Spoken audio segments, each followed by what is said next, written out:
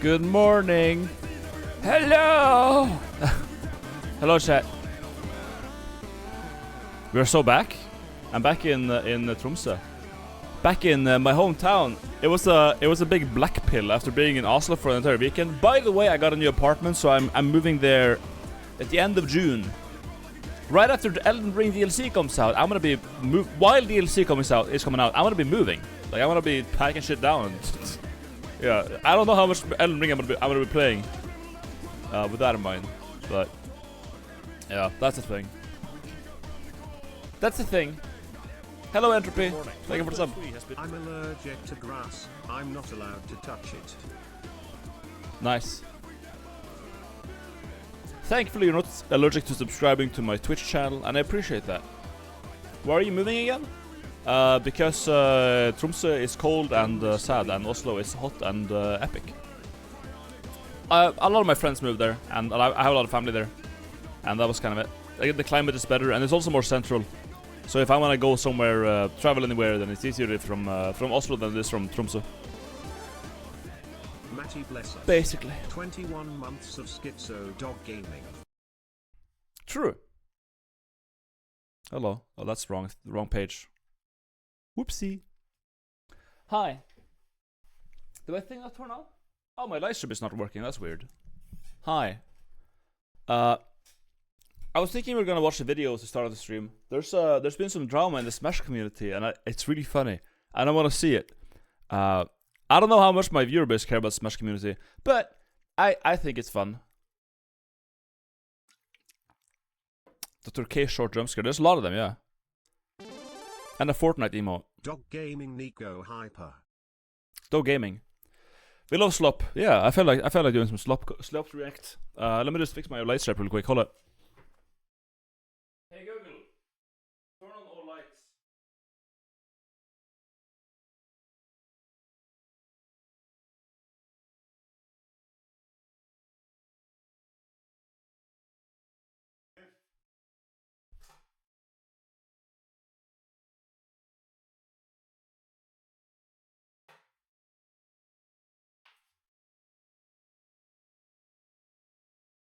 The fuck?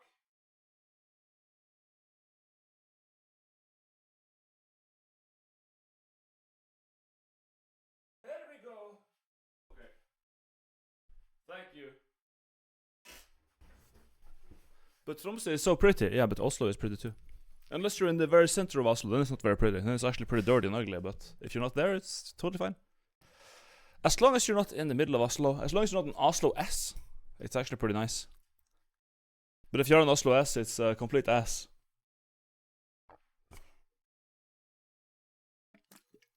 Man, you're handsome today. Oh, stop it, guys. You're making me blush. YouTubers have one thing in common. Can you figure it out? Where? I don't know. Thank you for the sub. Thank me, mate. I would know. I wouldn't know. I'm both.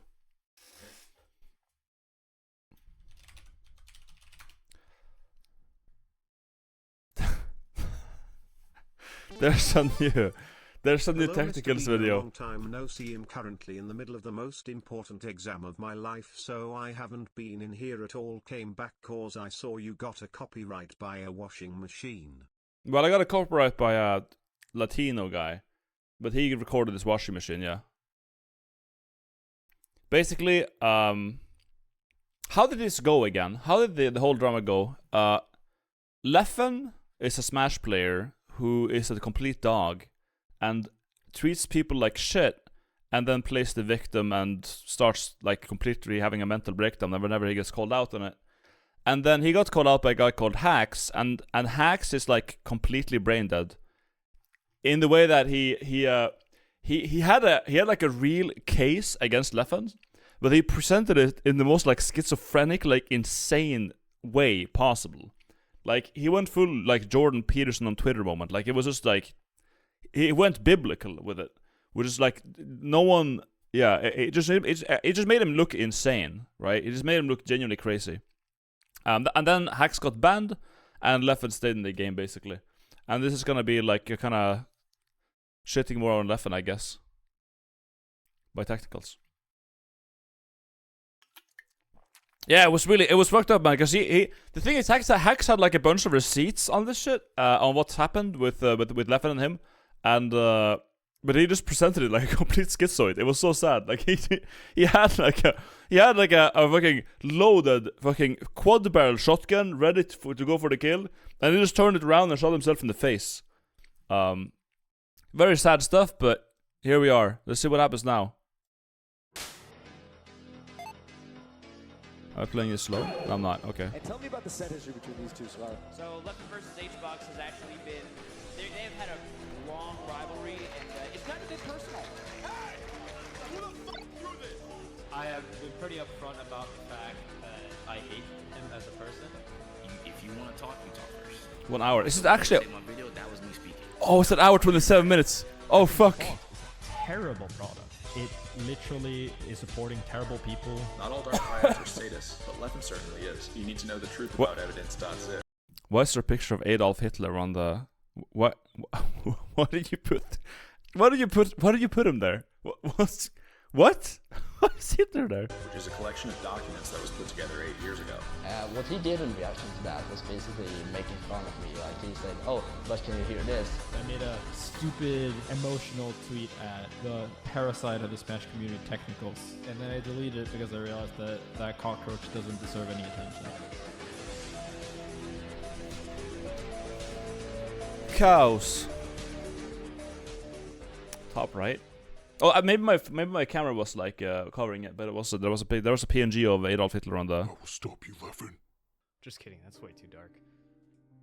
This is what you guys have wanted, so let's cut to the chase. Leffen is a professional fighting game player known by many titles. A streamer, a champion, the self-proclaimed best fighting game player in the world, but I'm one of the best fucking fighting game players ever, and don't you fucking forget that. He is very good at fighting games. what do people mean when they call him a villain? Well, that's exactly what I'm here to explain. Many have tried to chronicle his history in the past with varying degrees of success. Some lay the foundations of where we are now, and others not so much. But few... Yeah, that was it, yeah. Of where we are oh my now, god, that was the hacks video. Was this Soga? Others... Oh yeah, evidence.zip2 re-upload, because hacks unironically, I like not even as a joke, as like a, you know, genuine thing, went back to, it's like a YouTube essay moment, like, okay, before we talk about Leffen, let's first talk about totalitarianism. Dude, I remember my fucking added Ross moment. But yeah, it was so schizo, holy fuck. Not so much. But few, if any, have truly been able to encapsulate his most infamous deeds. After my diss track went triple platinum, I thought for sure that Leffen would see the error of his ways and turn over a new leaf. After the now diss track, I see just how naive I really was. So it's time I finally do what I should have done a long time ago.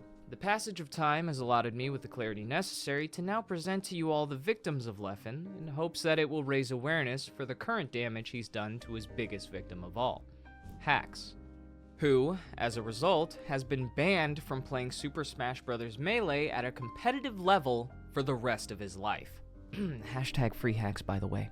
But before we get into that, a quick word from today's sponsor. You know, I'm somewhat No way. Which was submitted to tournament organizers, and TWIP is the name of a collection of testimonies and forum posts which was submitted to tournament organizers in 2013 in order to petition for Leffen's ban from Melee. This resulted in a year-long ban in Sweden, his home country, before he would be reinstated and go on his infamous run as the God Slayer of Melee. Now, if your only exposure to this I hate this about the Smash community, man. Hi, Jack. The Smash Melee community, how they will call people gods. They will call it's so cringe. Why do they still do that? I know it's been a thing for a long. It's so cringe. The God Slayer. I would. My God, that's like my 12-year-old nephew's name in Fortnite, and not that even his name isn't bad at all. I'm sure a 12-year-old could come up with a better name than a fucking God Slayer. It's so sad. Fuck me, man. Document were from Leffen. He'd have you believe they were just forum posts from when he was 15, was written by Hacks because he blamed him for his insomnia, and that not only did he not deserve the ban, but it was removed in part due to many people behind it harassing his friends and calling them slurs. people know about the evidence.zip, and although I do not think that that was deserved, like being banned for it, I do definitely agree that I acted like a fucking jerk, and that I need to do I need to be much better going forward, is what I realized. Well, let's have a look for ourselves, and you tell me what you think. The release of evidence.zip coincided with a Smashboards post from professional Swedish player Armada. In it, he outlines 8 clauses which describe how Leffen behaved and what he had done that ultimately resulted in their decision. Number 1. Leffen treats new players poorly, demoralizing them. Number 2. Leffen has spread lies about people, claiming they are known for lying and stealing, when this is in fact nonsense. Number 3, he has constantly made fun of people's diseases and disabilities with no regard or sympathy for the people unfortunate enough to be born with a condition, and using this to make them look like bad and or incompetent people. We aren't all socially disabled like you, wink. Nice edit too. Completely changing the post I wrote, lol. You should be happy though. V-Day sucks even when you're in a relationship, at least. 4, he has spread personal information about people. I should probably read these posts. I could post stuff much worse, and another story that's even funnier that stars the mighty Mike Hager. But I think I'll save it for tomorrow. Super sleepy at the moment. Edit. Maybe I should post it now. This thread will surely be locked tomorrow. Exaggerates these facts to make them look bad. Number 5. Leffen has always displayed extremely poor sportsmanship. I don't think we need examples of that even. That's 6. just like, yeah. Leffen constantly talks about other people in a negative light, causing unnecessary drama. 7. He has bullied people in real life in both subtle and not so subtle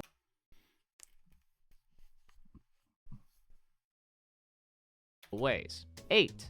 He has excluded people from Smashfests and trips through manipulation and misrepresentation of other people. An abundance of examples are provided in the document that accompanied this post. The player Rocky, who struggled with hearing problems, was the primary reference for Clause 3. He has constantly made fun of people's diseases and disabilities. Oh yeah, we already read that. Regarding the mocking of people with disabilities. Over Smashboards, Leffen told Rocky, "We aren't all socially disabled like you."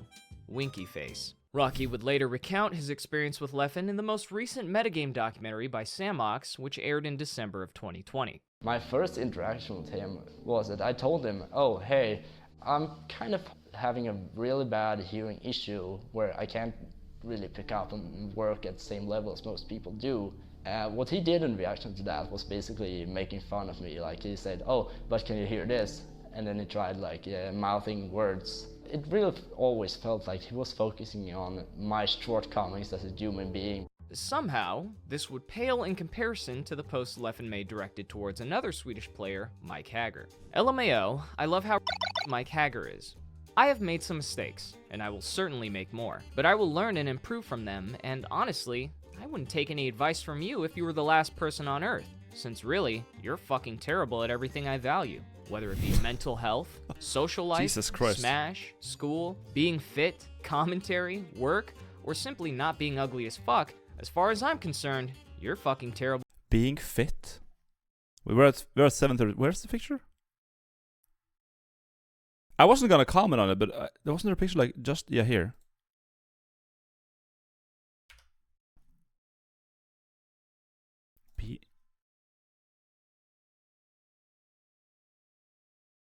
Being fit? This guy is a twig. And that I need to. Brotherly. It's actually just like a very personal. Straight to bones. His trash. I still can't stop laughing when I think about it. Yeah, his trash talk was different. To be honest, it wasn't a brotherly. He went very personal with a lot of people.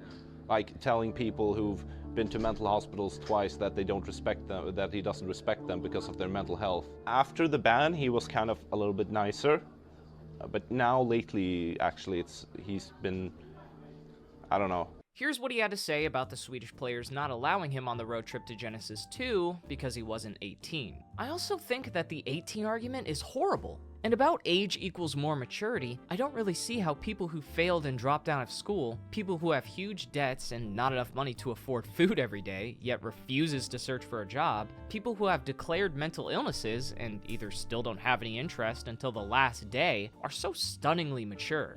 Oh, and they are under the age of 21. Yeah, just make it seem like I hate mentally ill and handicapped people, and don't interview anyone at all with any kind of nuance. What nuance are we missing here exactly? Yeah, I was gonna say, what the fuck? This guy's like roasting people for being handicapped. Like, come on. Are you suggesting they didn't hear you right the first time? Because that's kind of fucked up, Leffen, I'm not gonna lie. Your Honor, I call to the stand my own Smashboards posts. Unless Armada, Mike Hager, Rocky, Hacks, and the entire country of Sweden are lying, I'm starting to think it wasn't just posts on a forum. There's another incident with a player named C, where Leffen alleged that he stole thousands of dollars and struck him over 8 times on their road trip before anyone said anything, for basically no reason at all. During this time, there was one particular player that physically abused me, like basically slapped me extremely hard across the face several times over basically nothing. I sat in his seat, I was playing Smash and he wanted to go to sleep. His alarm didn't wake him up, and took about 8 times before someone said anything, and no one really said anything. This player also ended up stealing money, never paying back people thousands of dollars, and some people are still friends with this person to this day.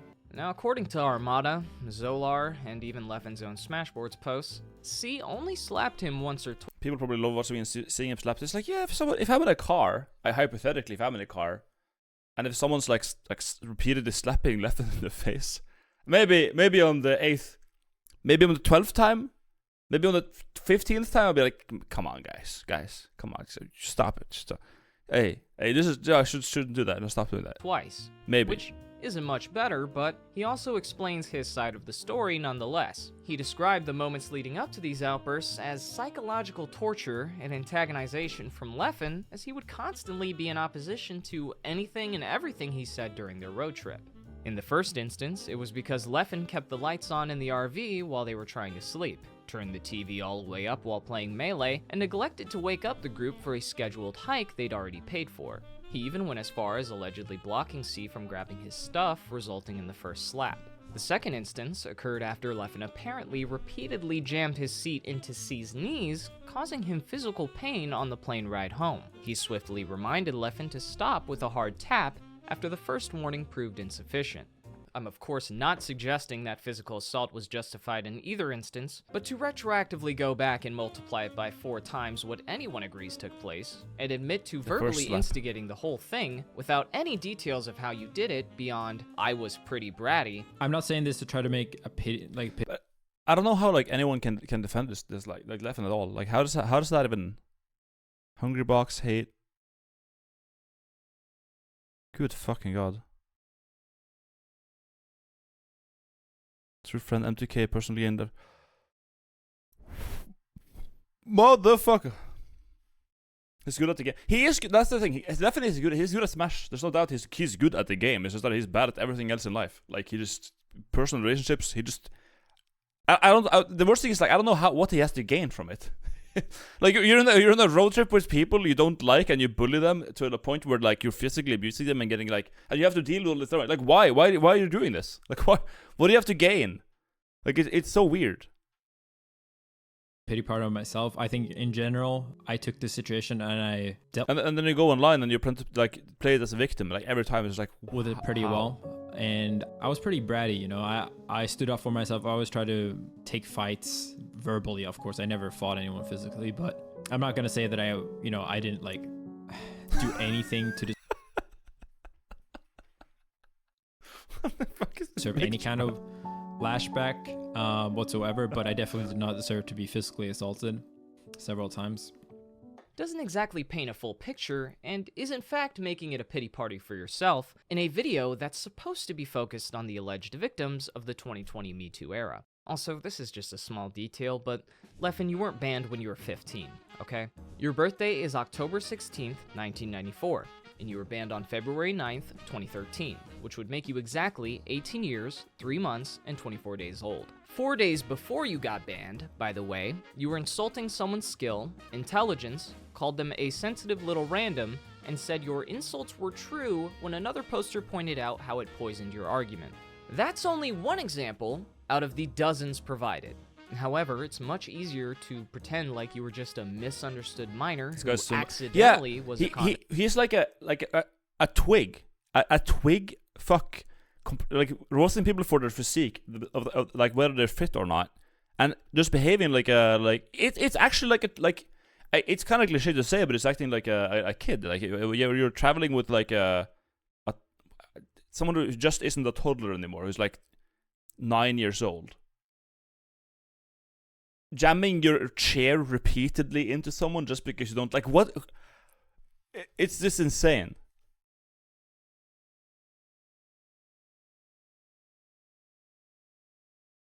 It's toddler behavior, really, yeah. Got a bit late. What is going on? It's like it's Smash community drama essentially. There's a player called Leffen who's been, I guess, over the past. Well, as long as he's been in the Smash community, probably there's been a kind of a shit stain to it.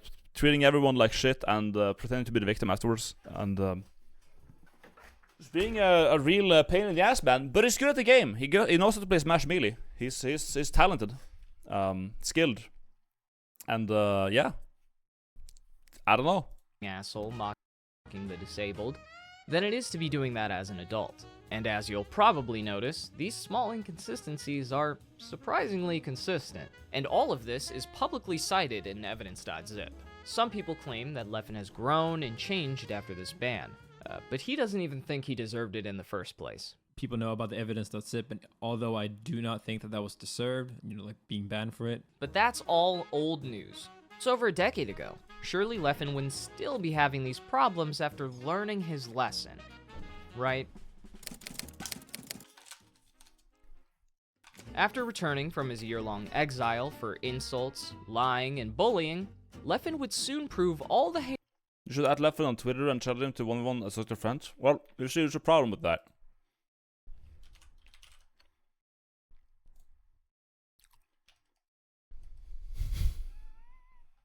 I can't. Haters wrong by uploading the video titled "One of the Many Reasons to Hate Hungrybox," where he portrays. Oh, you wanna know what I did? You know what I did to Leffen?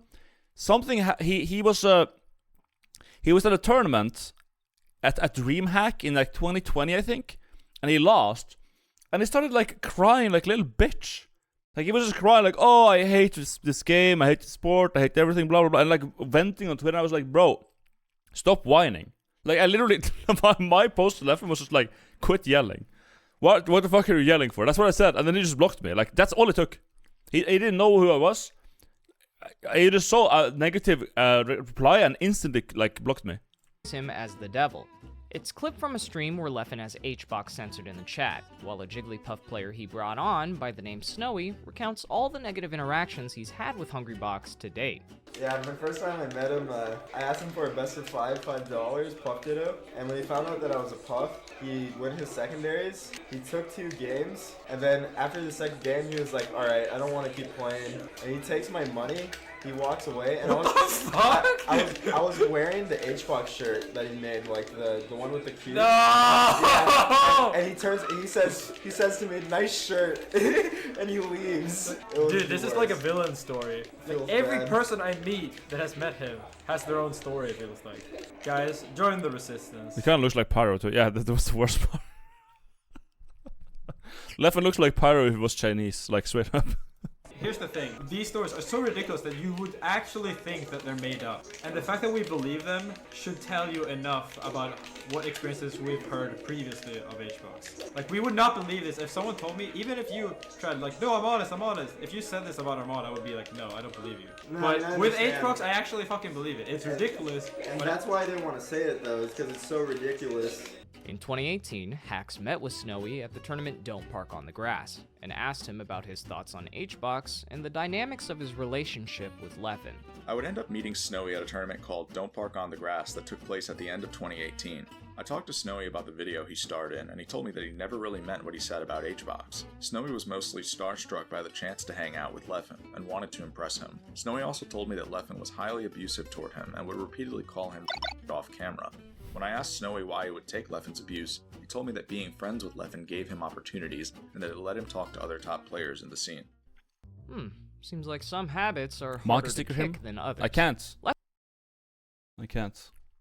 What do all these dudes look like they've never lifted anything in their entire lives? Good lord. I mean, you don't.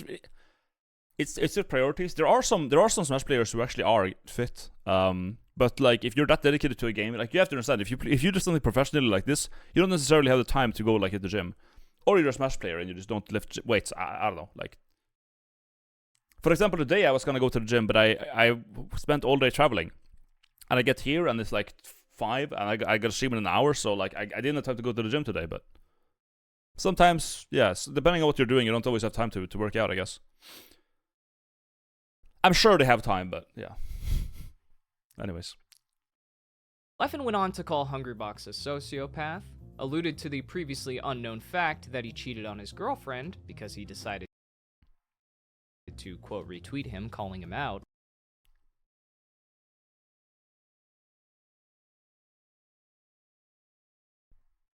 It was hard to steer clear of your bullshit, but I managed to pull it off. You learn good spacing eventually, so it's a game talk.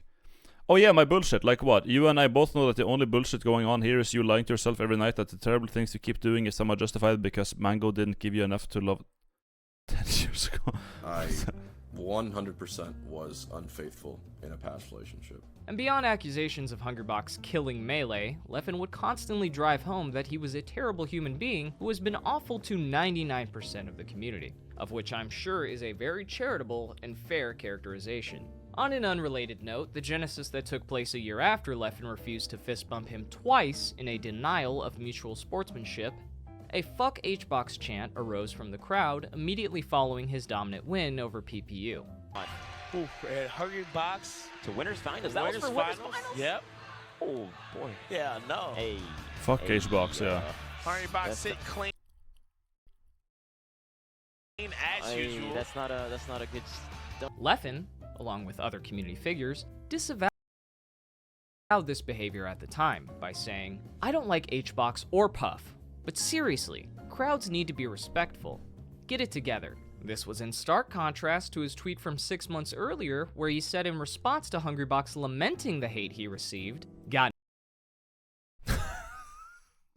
Wait, what did HBox say in the original? 6 months earlier, where he said in response to Hungrybox "Fuck this community, man. All you guys ever do is look for ways to give me shit for any tiny thing. All 12 years of me playing Melee has been full of it. I'm literally mocked by my peers, my competitors, and community figureheads on a daily basis. Like, what's the point anymore?" Lamenting the hate he received, got no sympathy for HBox. No one was cheering against him. But even then, maybe he would have more support if he hadn't been consistently awful in person to 99% of the community. Maybe try just once to not play the victim when you are the one to blame. Huh, that's quite the opposite opinion there. Unsurprisingly, not everyone was on board with Leffen's sudden and seemingly out. People despise HBox? No, they don't despise HBox anymore, right? Like, there was like a thing where people hated him because he played Puff, but it's like, it's part of the fucking game, man. If you don't let the player hate the game. There was a video by HBox Puff. Where's it? Here. Never ever. This one here. Like 9.5 million views. Like, after this, people were like, okay, HBox is cool. Epic. This was in 2020. Yeah, 2020 it was fine. But before that, this video kind of documented all the problems with it, and then it was like, okay, HBox is epic, actually. Yeah. Also, the video that Emplemon, that kind of sent his channel up into the skies, I think. It got far better. It got better after Implement vid, but he still is not like that liked in the community compared to others. Really? HBox? Why? What the fuck did he do? I mean, as far as I'm concerned, HBox just plays the game. Right? He streams now and hosts tournaments and shit, but like, what the fuck has he done? At all. Out of character show of support, including Hungrybox's own mother, who replied, "You have been partly the creator of this hatred against my son." Oh, did you? Mama Box comes into the fucking field. Holy shit. Shame on you. life will show you that the hate comes back to you. Again, this is probably a coincidence, but 2 months later, someone threw a crab at Hungrybox while he was on stage to signify that he was a cancer to the community. Okay.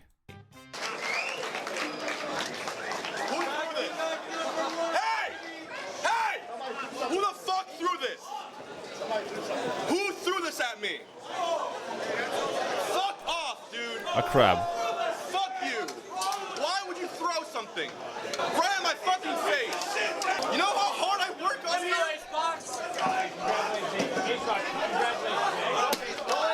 Fucking crab, dude. Sure, Leffen's I think he won rivalry too. with Hungrybox isn't hours worth of content like Hax's controversial evidence.zip series, which unsuccessfully coupled criticism with speculation. Yeah, I only saw the first video, literally. I literally only saw the first thing, but it was actually just... It was a series of just pure schizophrenia. It was so bad. But it is years of harassment, and only one beef resulted in someone actually getting assaulted. He is held to an impossible standard where even apologizing isn't enough, because unfortunately, it's impossible for someone like Leffen to not receive hate. He's already a widely disliked and controversial figure in multiple video game communities for entirely different reasons. Don't believe me? What am I kidding? Of course you believe me. On to the next segment. That is amazing, brother. He actually looks like he knows everyone hates him. Isn't that crazy? Whether it's Smash, Tekken, It's true, Street yeah. Fighter, Guilty Honestly. Gear, Call of Duty, or even minimum wage workers, Leffen just can't seem to stop pissing people off. I'm starting to have a sneaking suspicion that there might be a common denominator here. When Leffen got into Tekken 8, he immediately shit on it and said it was a very bad game. If you're not already into fighting games, or if you don't just love Tekken, like, you can only imagine playing a 3D fighting game, and you don't like Soul Calibur. It's a very, very bad game. It's very expensive, too. I can't recommend it to many people. If you somehow played Tekken for 10 years, it's not as bad. Then when fans started to notice he wasn't having the best time, and because he was one of the biggest people streaming it, they began posting a bunch of reaction videos and clips of his rants. Backlash became so prominent that Leffen eventually tweeted, "Tekken top players and community figureheads are fine, but Tekken Reddit, Twitch chat, and Twitter are legitimately the single worst crowd he had ever fucking experienced." So basically, everyone with clout was cool, and the other 99% of the Tekken community was instantly put on his shit list before he even finished learning the game. Emery, a Tekken player and content creator, recently called out Leffen's habit of banning anyone who disagreed with him in his streams. Yo, this Leffen dude is a fucking cornball, LMAO. I've never seen a chat full of people afraid to tell someone they're wrong so they don't get insta-banned. Just hundreds of drones sucking up to a dude who doesn't know what's going on is crazy. Inconsiderate Raccoon was one of the Tekken players among those who received a ban. This came shortly after a debate over the semantics of the term old head, and soon enough also found its way onto Twitter. Old head?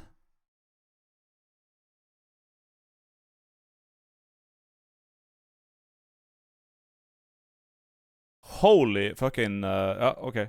Old head. And it's like a term for someone who's been playing the game for a while, I guess. And I'm not even gonna get into that. So I don't know if the definition means you've been playing since Tekken 7 Season 3. Like, I don't know what the fuck that is. So just, I'm gonna let this one I'd go. like to also point out that Leffen was in Raccoon's replies explaining to another player how he was banned for giving unsolicited advice. If not wanting to listen to obvious advice from people who literally cannot read is being LTG vanilla, then call me that if you want. I don't care what you think. I just don't want to hear it repeated by every random shitter 20 times a match like you did.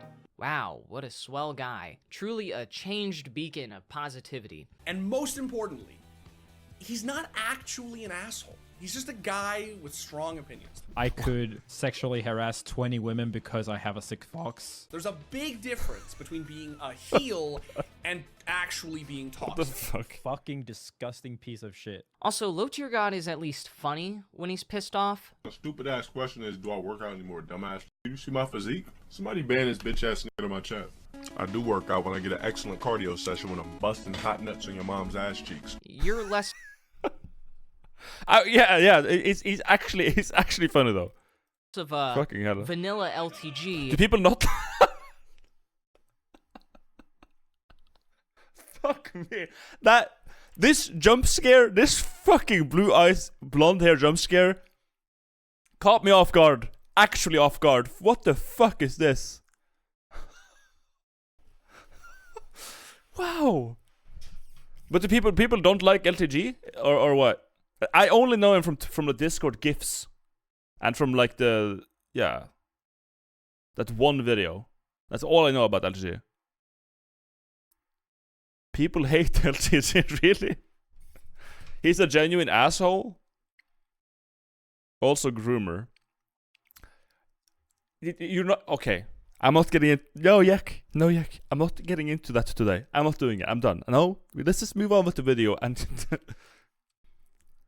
Hold up. LG is very toxic, acting like a dog, doxing. Oh, okay. The whole community is based around hating him. Really? Damn. Yeah, and yeah, I don't. But he's funny though. So who gives? Like, actually, genuinely, who cares? He's funny.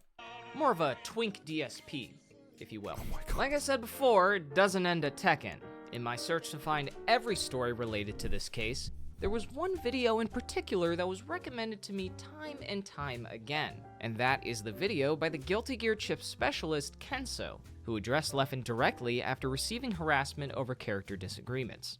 This followed a retweet from Kenso of one of his friend's posts which read, "Watched Shin Kenso's overview of Chip and loved that the comments section shut the idiots up about left this and that," referencing the comments from Leffen's audience after his takes on a recent patch of the character. Leffen misinterpreted this to mean that he was calling him an idiot. Bro, come on, my tweet is now in a reply to repeat, literally calling me an idiot for having different opinion on the character that may... Okay. And in reply, he said, "Kenso, if you want to trash talk me, just fucking man up and say it. Constantly retweeting this passive-aggressive shit is just tiring." So, 8 hours later, Kenso did exactly that in a 21-minute video. Leffen saw his response 10 minutes after it was posted and said, "I'm gonna be real. I'm at a tournament and I don't have time to watch 21-minute clickbait-ass video title. If you want to be Keemstar, go ahead. But if you want to say something to me, do that. Not a YouTube video for views." Yeah, because we all know Leffen is above using drama for views. God forbid. My name is Shin Kensu, or Kensu for short. Kenso, pick one, doesn't matter how you pronounce it, just I am a long-time fighting game player. I specialize in King of Fighters and Guilty Gear, and I've just been in the scene for so long. I've been moving around, making content, going to tournaments. I've done Top 8 Evo, went to SPL for Japan, done a whole lot of stuff. So I've been around the block. You top 8 at Evo? Yeah. I didn't know Top I was 8 talking Evo. to... Oh, he's actually an interview. Holy shit. I'm just another dude that just loved Guilty Gear and enjoyed the characters that I played. I just love competition. What was your first interactions with Leffen like in the Guilty Gear community? Okay, so my first interaction with Leffen was when I went into his stream one day and he was fighting some May. I know he was having some trouble. As a long-time Guilty Gear player, you know, top player, maybe we can have somewhat of a conversation, or just try to offer some kind of advice, or just try to like kind of ease it down, because I could tell he was frustrated. The back and forth wasn't very good at all. In fact, I got banned on my first interaction inside the stream, which is pretty sad. And I want to point out here that as someone that's been playing Guilty Gear for a very long time, my thing was I'm just happy to see people playing my favorite fighting game. And whether it was Xrd, Hex and Core, didn't matter. Like, my thing was, hey, dude, you're playing it, you know, you're a well-known person, or even not. Hey, I want more people playing the game than not. And are we playing 10 Rogues Jester today, Albino, or did you play him during Saturday? No, we're not playing. I don't think I want to play that today. I think I'll do some Spire later. Yeah. I'll decide when I get there. There's also the option of Fortnite and Dota. But yeah, I'll play this. I'll watch this video first.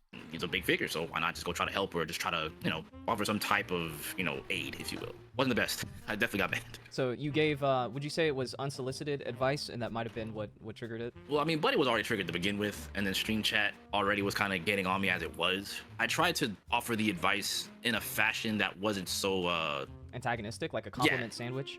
Yeah, it was more like, you know, it was complimenting what he was already doing, and it's like, hey, you know, maybe you can sprinkle some of these in here just to try to help out the situation so you can help mitigate what's going on, because I respect you as a player to understand, but it wasn't in any, like, hey, bro, you should just do this or just do that, because we've heard plenty accounts from many top players or high-level players, and even just players in general, like, what do you mean just do this? It doesn't just work like that, which obviously I agree, it doesn't just work like that. So that's why that was my angle. I try not to do it as a just do this type situation. What was the final straw that play Overwatch 2, Albino? Trust is definitely good. What? This guy's been asking for... No, I'm not gonna play fucking... Oh, what? Just because... Okay, I'm playing Dota. I'm playing... Honestly, you're in the right here. I'm playing a shit game. I'm playing Dota. I've also played Fortnite. So if you would assume that I'll be open to playing Overwatch 2, that's fine. Okay, I'll take it, whatever. I'm not gonna play it though. Okay, I need to address this. I'm finally making a video. It's done. Let's settle this. Oh man, we straight to it. Okay. Yeah. I want to open it with this first and foremost. I've been playing Guilty Gear for such a long time. It's been known as one of the best chips in the US, if not top 3, if not top 1 chip in the United States in Guilty Gear for a very, very long time. And knowing that, I figured maybe I would get a little bit more respect from people because, you know, for starters, I know no one would question Leffen in particular about Fox, right, in Smash. Normally, so it's like, yeah. So it's like, well, you know, a lot of you guys are new here, so put some respect on your boy. I've been here. Now I open it with that. Now I'm gonna get into why I open with that. A lot of people look to me as, you know, the chip guy, you know, just like anyone looked to Leffen as the Fox guy. And there was a nerf that happened to Chip, and like there was a lot of, he's bad. Oh, Leffen says this, Leffen said that, and people bring it my way. And I'm like, I mean, I understand where he's coming from, but I don't agree. And it was really that. And it's gotten to this big string of tweets. So we just sped up, yes, 125. I feel like in most videos, whatever this, if it's a documentary like this, unless I have like all the time in the world and a really fucking big dinner and I'm bulking, yeah, 125 is definitely the way to go. Depending on how fast they are. If you're watching like a Destiny video, maybe play it at 1 because he talks so fucking fast. Or if you're watching like Finkelstein, you gotta put it at like 2x speed, right? Because he speaks like a turtle, like a cartoon turtle from Pixar. But yeah, normally 125 usually does the trick though. Stuff like that, because a friend of mine was like, you know, Leff is tripping, but I know Kenzo got me, so I trust him. Right. And it was just like, rage, you don't listen to me? What do you mean you're not listening to me? I am Big Leff. I'm like, yo, brother, take it light. I think I've done my due diligence with this character. I kind of know when he's good and when he's bad. Oh, you don't know what you're talking about, this, that, the other. Oh, your credentials, what have you done, blah, blah. And I'm like, yo, why are you attacking me, bro? Like, because no one wants to listen to you about Chip? I went to Japan for this guy. I qualified to go to Japan with that character years ago. I should preface that prior to that scuffle. XQC needs 0.5x. Yeah, like, XQC is like, he's just like me on Fent. Actually, like, I have speech impairment every now and then, but XQC is like genuine brain damage. Like, you need to... Like the YouTube captions cannot help him. Like 0.5x, and you gotta analyze it with like a, you know, those people, you know, that the like professionals that like lip read, a professional lip reader along with the audio and like the waveforms and everything, and then you can figure out what was he trying to say here, like. You know, after I got banned, he came into my DMs on Twitter and Hey, I don't know if you'll see this, but I'm really sorry for snapping at you today during the stream. May salt combine with a lack of sleep got to me, and I just saw it as another person trying to throw a snide remark, but it was completely out of proportion. Anyway, thank you for trying to... Okay, yeah, sure. And I was like, oh, okay. He admitted to having, you know, he was just mad that day, blase, whoopty-woo, just wasn't having a good one. Even I'm not with real like that. determined I was going to... Appreciate it. Yeah. Still playing. I'm like, oh, okay, cool. So I guess we're Gucci. And that's when this happened, and I'm like... If you want to trash talk me, just fucking go... What the fuck? I like how he's saying like all of this shit in public, and is in DMs is like, "Oh, Kensuke, I'm so sorry. I apologize. I was salty. I was all this." I was like, "Fuck you, man!" Like, okay. Okay, so now you just hit 180. Like, I don't. What just happened here? So it's like, hey, I would love to have a discussion with you about the character if you want, and we can go, you know, we can take it there. We just agree to disagree, and there's nothing wrong with that. People can listen to me, people can listen to you, but you wanted to use your platform to practically attack me, and I had all these people in my dude. Don't even get me started on my DMs. I delete a lot of them. You had people coming I've seen him do the streams with an even more exaggerated XTC voice. No, I have not to seen you that. personally about this. People were DMing me on Twitter like, yo, Leffen knows what he's talking about, blase, whoop-de-woo. I'm like, yeah, but I also played Chip Zana for the entirety of my life. I'm pretty sure I know when my character's bad. You know what I mean? It's like... Why wouldn't they just like fight it out? Like, Leffen versus Kenzo. Just fight. Just play. Just go. And then whoever wins, you know, you're right. Like if you're gonna have a disagreement like that and you're gonna have a beef, just you know, like in real life, yeah, fight to the death. Someone was to come at him about Fox, everyone and their mom would be like, nah, shut up, dude. Leffen knows what he's talking about. But no one came to my side to talk about shit but me. And I always tell people this technicals, I'm not gonna lie to you, right? Video form, you guys can hear straight from the horse's mouth. There's a few things in this world I will definitely fight you over. And one of those things is Chip Zanif. I'm not gonna lie to you, I will. I've placed high with him several times. You can argue, oh, well, you didn't win all these tournaments, but like, dude, nothing takes away the effort and the work that was put in. You can't take away my accolades. You can diminish them if you want, but they're in existence. I have a whole SBO card I can just go pull out right now for your video just to prove a damn point. Right, I respect it. You can pull out all the little... all the memorabilia. Yeah, the tags, the trophies. But that's essentially it, and we just went back and forth, and I'm like, I don't get this. Like, you're coming at me, your fans are coming at me, I'm getting threats. What?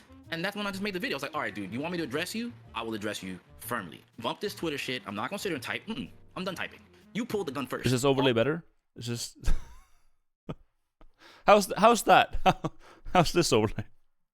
I don't know that. All I did was just retaliate. You know, you saw for yourself. Like, I'm still like, hey, dude, I got no problem with you, but like, you're not gonna come at me sideways. Like, don't get it twisted. These other people out here, they may bow to you or whatever, but hey, yo, I'm a human being just like you, dog. You're not gonna look at me sideways. You're not gonna talk to me sideways. If you want to talk in person, we could do that. You want to talk in DMs, we could do that. Whatever you want to do to squash it, I'm cool with that. Like, I love Guilty Gear. I love the scene, and you're not gonna just push me out just because you're big left. I'm sorry, bro. That just doesn't work like that. Maybe no one may have came to my side to help out, like say like the tech community, but I stand on business. I don't. No, I'm a human being. You will respect me, and that's how I treat everybody. You will respect me. That leads me to my next question. How did he respond to the video when it came out? I saw a little of it on Twitter, but I don't know if he like made some kind of like personal DM exchange or like something in person. To my knowledge, he just talked about it on his stream, and a lot of people brought it to my attention. Where it's just like, oh, he's just using me for clout and stuff like that. And it's like, all right, brother.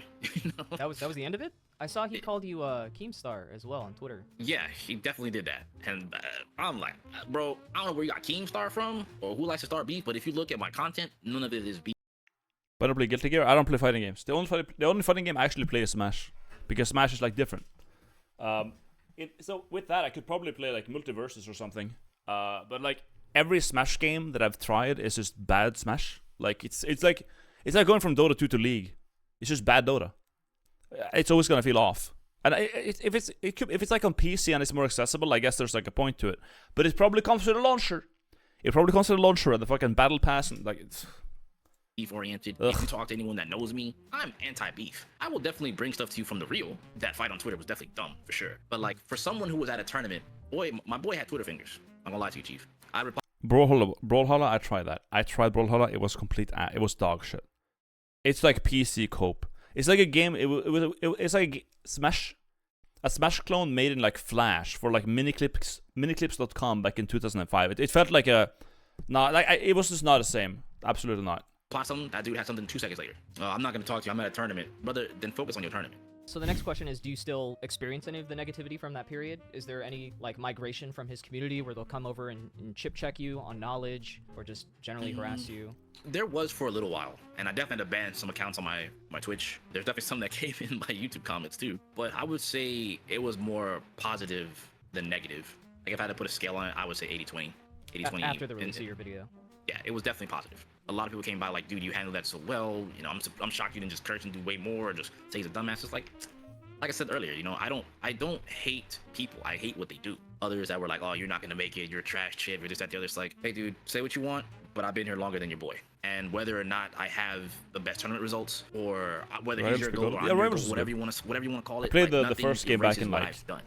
That's mostly what I ever 2015, really got attacked about. You picked it for whatever reason. Maybe you picked it because you thought it was broken and you lost something that was quote unquote broken for him and you're just not good with him anymore. It is what it is. You know, you moved on. But I'm someone who enjoyed the character. I'm very character loyalist, very character specialist oriented. After he won EVO 2023, how does he stand in the Guilty Gear community, and have things gotten better between you two? Have you guys squashed the beef? Have you tried to reignite anything? So I've openly left the Guilty Gear community. I love Guilty Gear, to be real with you. I love Guilty Gear as a franchise. I love Guilty Gear as an IP. I'm not the biggest fan of Strive anymore. I also was not the biggest fan of how that went down and how I was treated. Now granted, I mean, trust me, I got my big boy pants on. I'm not tripping, you know what I mean? But like, I also recognized that the game wasn't for me, so I decided to just bow out. And I uninstalled. Even I made a video about it and everything. And you know, it's crazy how that went down.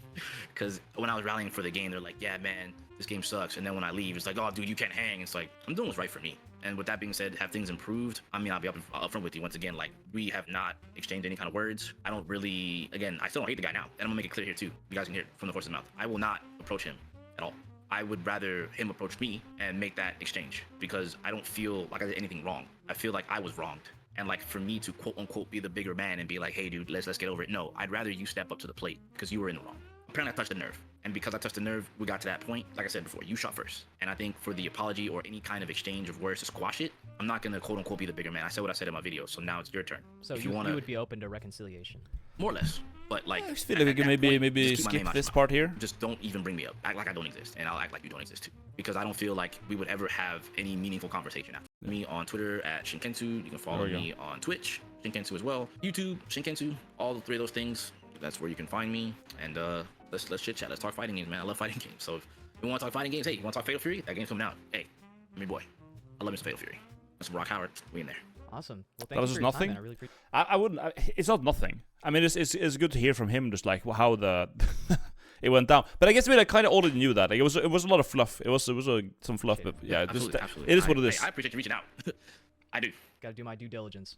I don't think I've ever seen Leffen touch a shooting game, and he somehow got into an argument with the creative director at Optic over skill-based matchmaking. How is this even fucking possible? When Hitch attempted to de-escalate the situation by mentioning he was a fan of Leffen and that they could simply agree to disagree, naturally Leffen responded in a calm and professional manner one could expect by such a seasoned and well-respected talent.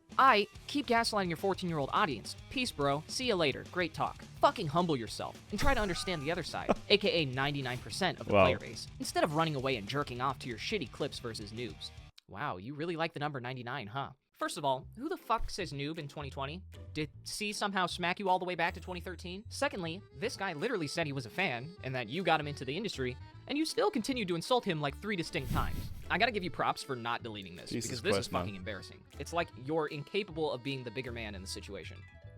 Which brings me to the next person, which happened just this month. Recently, a Guilty Gear player by the name of Cozy has also had the misfortune of crossing paths with Leffen. After Leffen rage quit an online match against him for lag and taunting, Mikozy posted the clip to Twitter, which quickly gained traction amongst the community. Oh my god. He's playing normally. This is making me motion sick. It's crazy he's playing like normal. So disgusting. Like, he plays every game like this. This is getting wrecked. Fuck you. I'm not even giving you the satisfaction. It doesn't matter. I am never rematching that shit. You fucking disgusting piece of shit. To play that in that lag and then taunt, knowing it's you, that was like worse than 7 frames. That was like maybe the worst feeling match I've ever played. Like, he legit cannot run the game at all. Like 30 FPS level. Maybe you shouldn't try to run that shit on your toaster, man. God damn. Cope. Why'd you taunt them, bro? Man. God damn. Leffen, sorry, bro. I'm the axle you quit against just because you're using that map. It kills my PC. Sorry, bro. Why'd you taunt them, bro? You also lag on every stage, by the way. I've played you before. You lag on literally every stage. I don't know if you have the lowest possible settings, but even when we played on the solid stage, you still lag. Dude, there's no way you're running on a potato PC and Wi-Fi. That's insane. Leffen's response was to call him a lying piece of shit for having claimed that his taunting was the primary reason, and not the horrendous lag, which could be seen in detail from his own stream overlay in the clip. However, as you may have noticed in the clip, and even from the original stream, he brought up the taunt twice while complaining about the lag. To play that in that lag and then taunt? Why'd you taunt them, bro? It's not like he didn't mention it at all. So I don't know how he's a lying piece of shit for saying you alt F forward after a taunt combo, when that's exactly what you did, and then proceeded to complain about the taunt. You're a professional player who can't handle losing in a little online lag in a friendly match, and the smallest bit of in-game provocation? Of course Mikozy was talking his own shit in the replies before you quote retweeted. I don't understand how you can be like a professional player for this many years and you get mad over someone using a taunt in the game. Like, if I would never. I still play Smash sometimes, but I don't like lose my shit if someone does the fucking teabag during a. If I lose to a fucking Roy in Elite Smash and he teabags, it's like, yeah, it's just a game. I can, if then it's like, well, now it's gonna feel better. Well, if I get him and I teabag him back, it's fine. It's whatever. It's in a friendly too, yeah. Like, nah.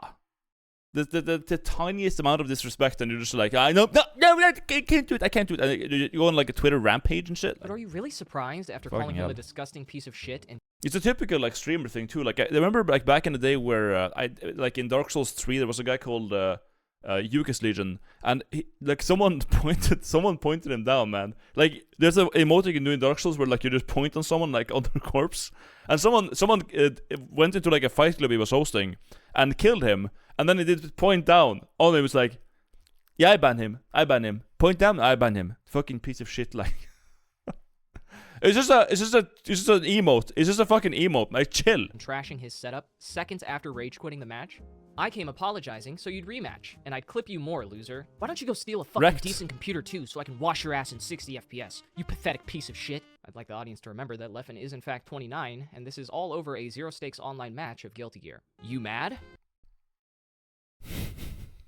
I'm a little mad, but more than anything, I feel pity for you. How sad does your life have to be for this to be your idea of a good Wow. time? Well, regardless, see you in the next life. Loser. Yeah, definitely a little mad there. After their little back and forth, Leffen scoured the replies and found an interaction from Mikosi, which prompted him to call for his ban from all Guilty Gear events. God, I hope Leffen goes back to Smash Bros. I want him out of the bracket so fucking bad. We don't want him either. Let's bully him into playing King of Fighters. Let's bully him into playing a certain game that involves a spinning tool and originates from Russia, which I won't name but hint at. While I don't think this joke was in the best taste, it clearly didn't exist in a vacuum. The escalation started from Leffen calling him a disgusting piece of shit. You fucking disgusting piece of shit. And insulting his setup on stream. Dude, there's no way you're running on a potato PC and Wi-Fi. That's insane. And could have easily been avoided with no rage to even clip if it weren't for his short temper and condescending attitude. Mikosi later deleted his joke and apologized for overstepping during the online spat. But much like all the other situations, the harassment didn't end there. As if it weren't enough for just Leffen to overreact, his followers took it a step further by bringing Mikosi's personal life into the discussion. In his bio, it says, "If you'd like to help me escape my abusive father," bringing Mikosi's personal His life. dad needs to hit him harder. Maybe then he'll get a job and get off 30 FPS. Okay. In his bio, it says, Chill. "If you'd like to help me escape my abusive father," and then links to an actual GoFundMe page for donations. He hoped to move away from his abusive parents and continue his education that he had to stop due to financial troubles in the family. His father would take every bit of his savings that he managed to hide away in an attempt to avoid misappropriating the funds to feed his father's nicotine and alcohol. I'm not the father, by the way, just in case anyone's like But because of making how far those the petty connections. feud It's not me, escalated, and it's someone because else. the reformed Leffen cultivates such a positive audience, commenters took to mocking his abusive living situation for likes on Twitter, with quotes like, "All this clout, and bro still getting abused by his dad. I see why your dad doesn't like you, bro. Your dad is abusive for a reason, bud. Hard to blame him. The guy's like 20, and has a GoFundMe set up for an abusive dad, and his priorities are like this? I guess his dad isn't hitting him hard enough. Dude should get a job. Hope your dad drinks plenty tonight before he sees you." One person even went as far as donating €8 to leave a message on his GoFundMe under words of support, which reads, "I'm throwing a month's worth of X Premium. At least Elon provides me a platform and service. You provide none." Now their interactions ended there, and Leffen didn't condemn any of this, but obviously he can't control what random enraged people on the internet do, and I wouldn't expect him to. That is a very unreasonable standard to hold content creators to. However, as we'll see very soon, neither he nor the Smash community believe that that's the case.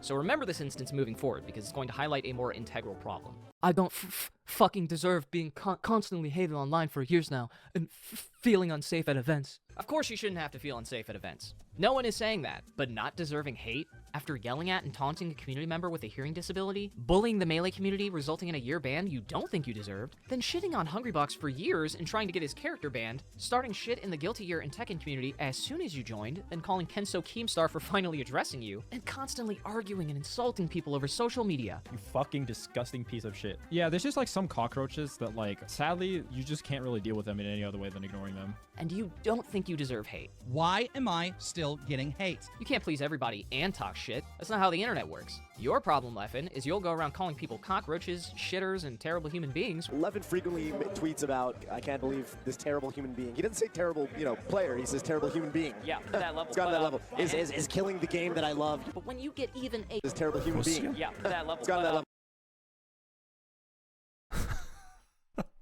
The duality of man. HBox is legit insanely fucking clutch. Unbelievable. HBox is inspiring. 2016, 2017. HBox is an amazing and I fucking love competing, that's all. HBox killing me melee gets me out of bed in the morning. See you all at Summit, bitch. Is killing the game that I love. But when you get even a tenth of that back, now suddenly you're the victim of an orchestrated campaign to unfairly harass you. And you're upset about retweets and likes, but you're being aggressive going after those tweets. Why'd you follow me? So you can fucking follow my fucking tweets and attack me every fucking time I fucking speak about Chip? Why are you victimizing yourself, my guy? Why? Why are you trying to play victim? You are the Evo champion, self-proclaimed best fighting game player, and the biggest fucking pussy in esports. Wait, what? Proclaimed best fighting game player, and the biggest fucking pussy. One of the biggest fucking pussies in esports ever, and I don't. Okay, yeah. Esports. I thought it was real for a second, Hopefully but yeah, at this anyways. point we all know what evidence.zip is. And if evidence.zip is a collection of Smashboards posts, then you can think of evidence.zip 2 as its more comprehensive misguided manifesto sequel uploaded by the professional Melee player Hax. I think everyone can agree that the initial uploads from Hax aimed at criticizing Leffen contained a significant amount of hyperbole. From the red Adidas comparison. When I beat Leffen at Genesis 7, I was wearing a red pair of Adidas pants with white stripes on them. These pants would become synonymous with my run at that tournament. A few months after Genesis 7, someone sent me a picture they took of Leffen streaming. Leffen was wearing a red Adidas shirt with white stripes on its sleeves while editing a digital controller's button layout. Again, this wasn't a coincidence. It was a... That's what I mean! I was wearing red pants with white stripes. Now, a couple of weeks later, what do you know? Leffen is wearing a red sweater with white stripes, and he's trying a controller, which I, by the way, because Hacks made a controller, so it's like, it's aimed at him. But he's trying to mess with my head. It's like, genuine schizo. Yeah, I forgot about this part, but it was this bad, man. That's what I told you. He had so much other like good evidence against Leffen, but instead he started to talk about this thing and going back to totalitarianism and comparing him to Hitler and a dark triad and like taking the ammo and shooting himself in the fucking throat instead of just being a normal person. He was so schizo, dude. Psychopath's way of showing that he wants revenge. To Leffen using his phone as a death note? The funny thing is, Leffen is basically trying to turn his phone into the death note through the use of modern technology and a good understanding of crowd.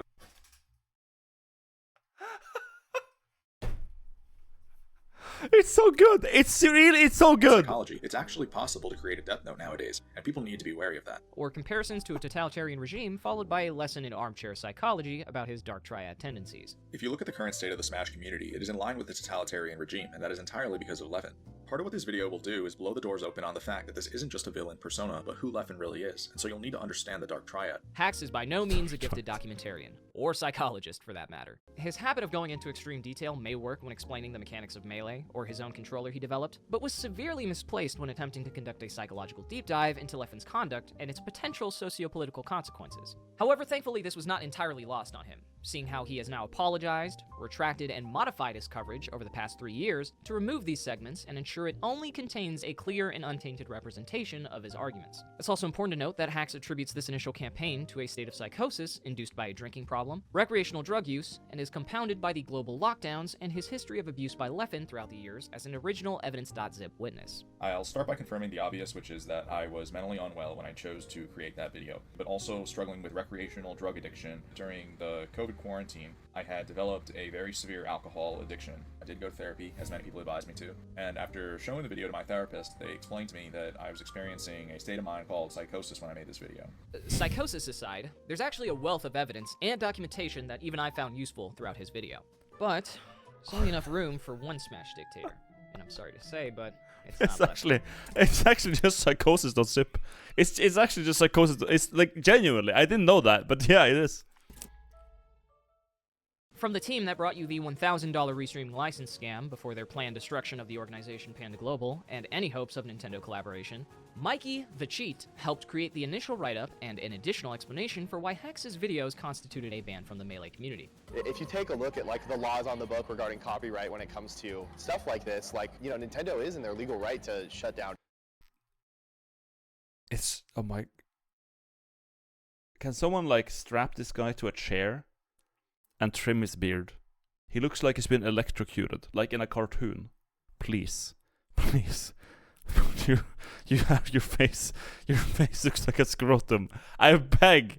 Just please groom it. Have what's called oh my performance god. rights, and so any like public performance, whether like recorded or broadcasted or not, the IP holder has the rights to all of that. In it, he states that the particularly concerning assertions from Hacks were that Leffen, for the purpose of personal gain, spoke out against Zero after evidence emerged that he had groomed a minor, and also the claim that Leffen would probably prefer if Zero were dead. The conduct panel outlined this as harassment and defamation of character to an extent that they did not find acceptable. Well, let's investigate these claims, shall we? Mikey's first problem is actually wrong from the jump, because Leffen rushed out a statement against Zero in support of Jisoo without any due diligence, fact-finding, or witness testimony before allegations of misconduct with a minor had even been posted. This was at the same time very serious accusations were being dropped one after another throughout the entire gaming industry. He positioned himself as a friend of Zero, who only wanted him to acknowledge his past mistakes because all inappropriate behavior lay the foundation that enables predators. And he shared a story from Apex 2013 of Zero allegedly viewing hentai with Japanese players to support Jisoo's claim of a similar instance in the Sky House.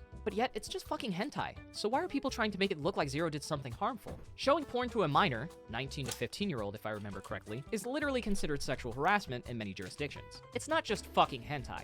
There's multiple reasons why this story doesn't check out, and if you want to know more in depth, I covered this years ago, accompanied with interviews in my Skyhouse video. That doesn't even sound like something he would do. Maybe that's something he does on his own time, but to just throw it up on the big screen, especially with how crowded the room was, I feel like it's weird that she would make that claim, and then nobody else with how crowded our houses were at any given time be able to back that up. I don't know where she at with I'm that so one. glad I never did a streamer house, I don't man. know what Fucking you're hell. talking about. So I'll be keeping it brief here. If you ignore the fact that anyone receiving a public twitlonger at this time was immediately considered a predator, Leffen seemed like a really thoughtful and stand-up friend for not handling this in private. That is, if his story was true. After his twitlonger, Zero reached out to multiple Japanese players who were present during the Apex story. They all refuted Leffen's framing and stated that they were simply looking at official artwork of characters as they discussed anime. He lied in a story to make me look worse in a critical moment, a story in which I have witnesses in person who were there to witness what actually happened. Witnesses who have made statements to say that Leffen was lying. And these are not random players, these are well-established top players in Japan.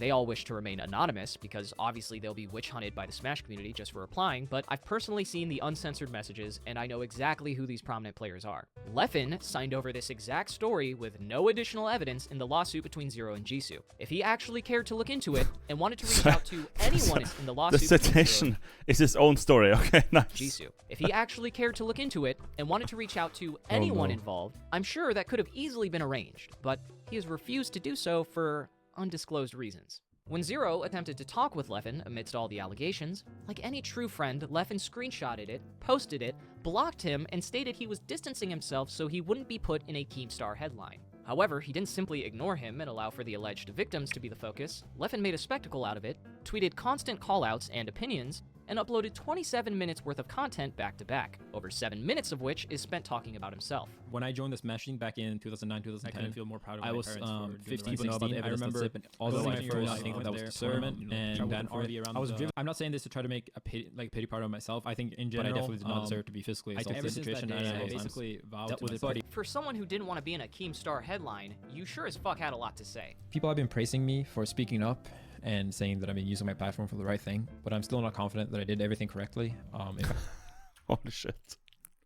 What was all that? And saying that I've been using my platform for the right thing, but I'm still not confident. What is this? Obviously, a ton of these things are very hard to prove or disprove, but many of them end up clear as day once the abuser confesses. This is the tweet regarding M2K. Yeah, to be clear, ejaculating on someone's bed is bad. Ejaculating on someone is really fucking bad. But take these allegations as plausible and see what it says. You need to make sure the person accused responds if it's something serious. Oh, this is the M2K thing, yeah.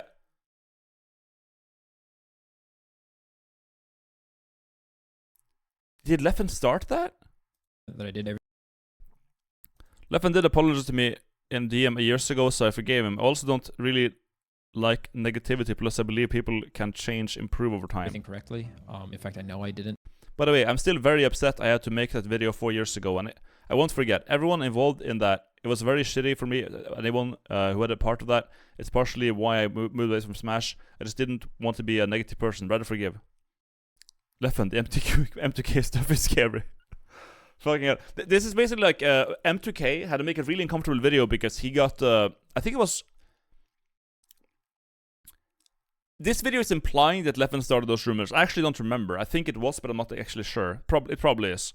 And it was that he ejaculated on someone while they were sleeping or some shit. Like that M2K did it. But it turns out that claim wasn't actually very true because M2K has a condition, you see, where he literally cannot ejaculate because he had a circumcision that went wrong. And his penis doesn't go boing no more. It don't. So that's not possible. It literally couldn't and now he had to make a video explaining that. He didn't want to disclose that information to the public, but he had to. He had to. Even though this video is already over an hour long, I decided against making Mewtwo King an entire segment, just because he already forgave him. But yeah, Leffen apologized to him privately for saying that the false allegations against... I'm sorry. I'm sorry I had to. Fuck me. Oh. I just see a bald guy and I was thinking like Koki go boing boing. It's a stupid tweet. But take the allegations as whatever. Him were plausible, and urging his audience to make sure that people like him who are accused of serious things respond to those claims, which is one of the reasons why Mewtwo King was forced to publicly defend himself against an old, unsubstantiated, and false allegation. But you know, that's just collateral damage when you're doing the right thing and standing up for victims. And I still feel like the real hero here isn't me. It's the people that were brave enough The to real speak up hero isn't me. How is this guy real, man? This is... Oh, man. It's so bad. The real hero isn't me. Honestly, Jesus. I've been struggling with feelings of guilt because I've gained a lot of subscribers, a lot of followers, and attention because of these awful things happening. I know many people have struggled with the same feelings. It's just been extremely rough. But obviously, I'm not the hero. I'm not the hero, guys. Because Leffen supposedly feels slightly guilty about his personal gain from the Smash Me Too era, as he was making himself a spokesperson. Wait, what? Was it a command for it? Slightly guilty about his personal gain from the Smash Me Too era, as he was... Exclamation point, hero. I am not a hero. I'm just a person who did my part. What? The real hero started... Oh, no! Knowing the rest of they would face, I do appreciate the compliments, but please make sure you get some perspective on who really did the... Holy shit! I'm not a hero. Making himself a spokesperson, it doesn't mean he didn't... That's insane! How did that command even stay up for more than, like, zero self-awareness? Holy fuck! Hero. Can we make that? Oh my god. I want to make that. Personal gain from the Smash Me Too era, as he was making... Wait. Oh, fuck me, dude. That command. Hero. Oh, what was it again? Hold up. I am not a hero. I am just a person who did my part. Wait, what? Can we just go on twitch.tv/Leffen? Can we do that? Oh, let's go to Leffen's chat. Exclamation point hero. Okay, it's not up anymore. I can't do it. Whatever. That's fine. Let's just I can't copy paste it. I would like to do it, but I'm just a person who did my part. The real heroes are the ones that spoke up despite knowing the harassment they would face. I do appreciate the compliments, but please make sure you get some perspective on who really did the hard part here. Yeah. 30-second cooldown on this one. Okay, we got a new epic command. Very nice. Wait, where's the video? Oh, here's the... What the fuck? What? Oh, it's in the other tab. Fuck me. Making himself a spokesperson, it doesn't mean he didn't expect to financially benefit. Dude, hashtag me too, guys. You can't say he didn't do it for personal gain any more than Hacks can say he did. So to sit there and assert that that statement alone is defamation of character, as a matter of fact, would be both impossible and unreasonable. Unless you can... Wait, did I not save it?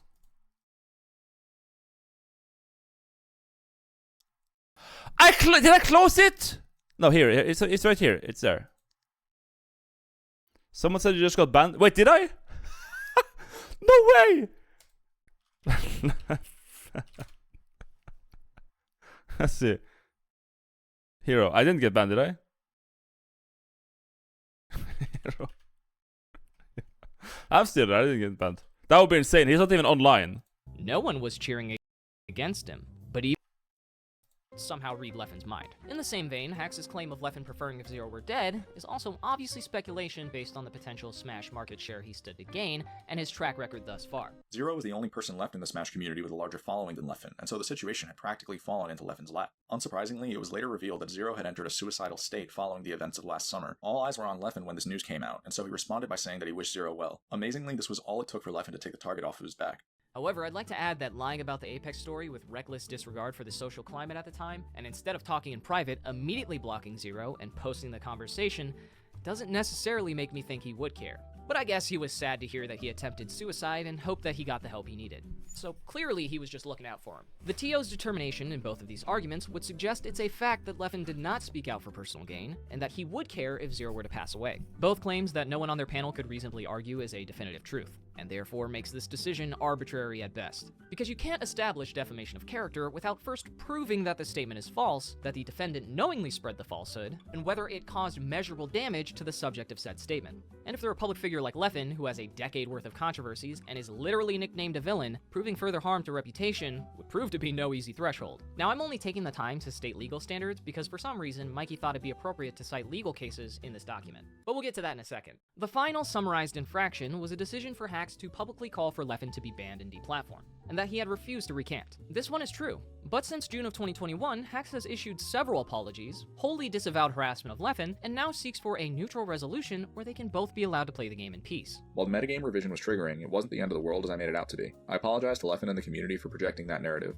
I should also clarify that I'm not looking to hold Leffen accountable for what was explained in this video. I believe the fairest outcome would be a more neutral settlement in which it's acknowledged that there were circumstances which led to this, but that I needed to do better even when being faced with those circumstances. Personally, I don't find this infraction to be particularly egregious, seeing as how both the Smash community and the internet in general are not above calls to deplatform people they find distasteful. And while that's all well and good, that only really covers the first half of Mikey's document. In the second half, he's focused less on summarizing and more on directly combating arguments made in Hacks' video, that he frequently referred to as unfalsifiable statements.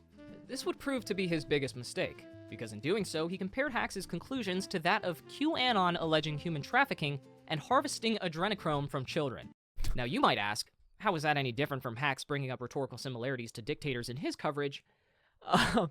You got me there, I don't know. But I guess harvesting the blood of children isn't an extreme example to the Smash conduct panel. Mikey further points out how Hacks tried to support his idea that Leffen is willing to lie about conduct by citing an altercation wherein Leffen was struck by another Smasher, C, in 2012, and how Leffen stated he was struck up to 8 times, but at the time he posted on Smashboards, it was only once. This is a valid criticism, because the two stories do not align properly as we saw earlier. Leffen was claiming he was struck 8 times, but several testimonies establish a consistent 2 at the max, with mitigating circumstances changing between the two narratives. Mikey goes on to state that even if Leffen is lying or exaggerating about this, I do not know how that in any way serves to support his conclusion that Leffen would probably prefer if Zero were dead, as Hacks stated in his June 4th, 2021 document.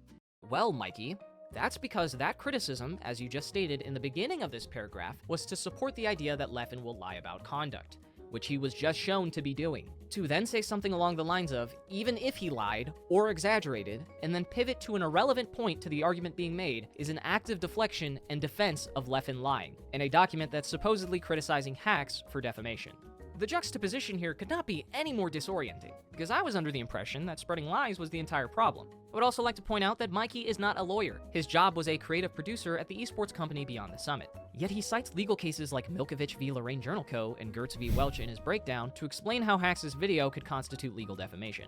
He even had to go back and edit stuff out of his document because he wrongly claimed that Leffen never convened with Jisoo before posting allegations, alleged that Hacks acted with malicious intent, implied he posed a physical threat to events, and included a condescending remark towards his use of the term the press to refer to the documentarian Samox. So just so we're all on the same page here, in total, Mikey managed to compare Hacks to a QAnon child human trafficking ring conspiracy, defended Leffen lying about conduct of another player, framed Hacks as a malicious and violent threat to the safety of tournaments, cited legal standards he is not acquainted with or qualified to handle, and misrepresented the collaboration between Leffen and Jisoo, while yet again displaying disregard for whether someone else was lying or not. That's just about everything Hacks is guilty of, somehow neatly packaged into a statement from the people who were supposed to be explaining why he should be banned.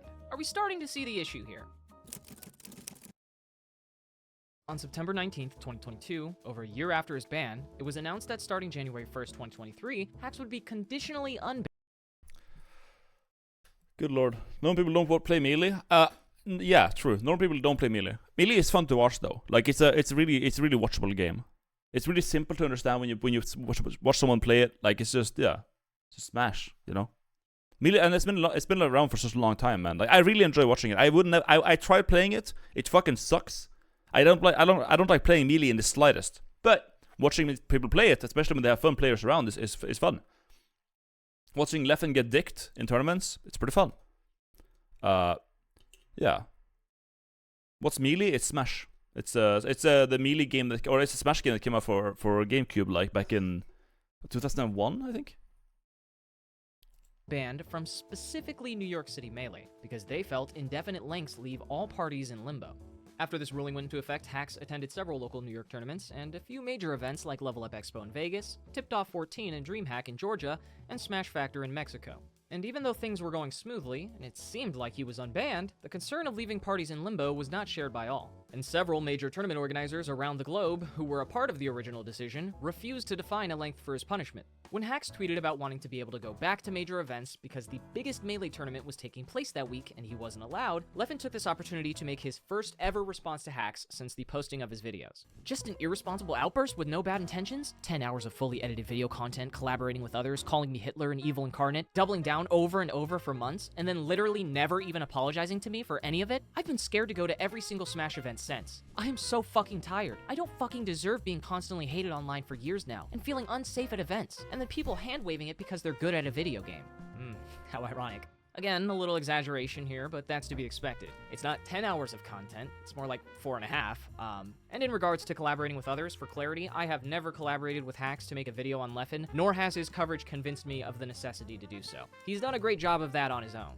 Also, no offense to Hax, but after I called out Leffen in my Zero video, followed by Franchise's Masterpiece a month later, he got dislike ratioed on almost everything he uploaded, locked down all of his replies on Twitter, and left his main channel for 9 months until he got a Multiverses sponsor. Like I said, there's only room for one Smash dictator, and I think the people have spoken. Hax is the least of your worries, but because banning me won't do anything, and you're too chicken shit to respond to someone your own size, keeping Hax banned is like a nice little consolation prize. Beyond those points, there's 2 other issues with Leffen's statement here, the most obvious being that he lied about Hax never apologizing to him, which is a little odd, because he's literally responding to an apology from Hax, while saying that. But if that isn't convincing enough, here's a compilation of every apology Hax has ever made to Leffen before he made this tweet. On September 9th, 2021, he apologized to Leffen in a video titled, My Apology to the Melee Community. Leffen and I have had beef ever since we were teenagers, and what recently brought this beef back to the forefront was actually the metagame documentary. The night that documentary aired, him and I got into an argument over whether or not it should have been revised. He would end up getting his way with the revision, and from there, I basically went down this path of taking things way too far. So far, in fact, that I need to extend an apology to Leffen for some of the things that I said about him along the way, as they were uncalled for. On September 24th, 2021, he apologized over Twitter. I'd also like to apologize to Leffen for saying several uncalled for things about him along the way. Despite the fact that Leffen and I don't get along, I respect him as a competitor and value the entertainment he brings to the game. On July 24th, 2022, he released an Apology to Leffen video. I absolutely could have prevented this from happening, and it still took multiple conscious mistakes for things to go south. And for that, I must sincerely apologize to Leffen and also Jisoo.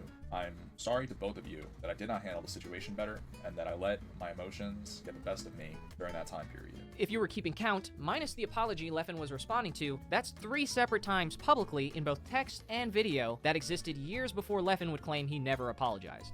After he realized this inaccuracy, he quickly deleted the tweets, and the very next day stated he would be dropping out of the big house. Fucking hell. Due to receiving death threats, of course. Yeah.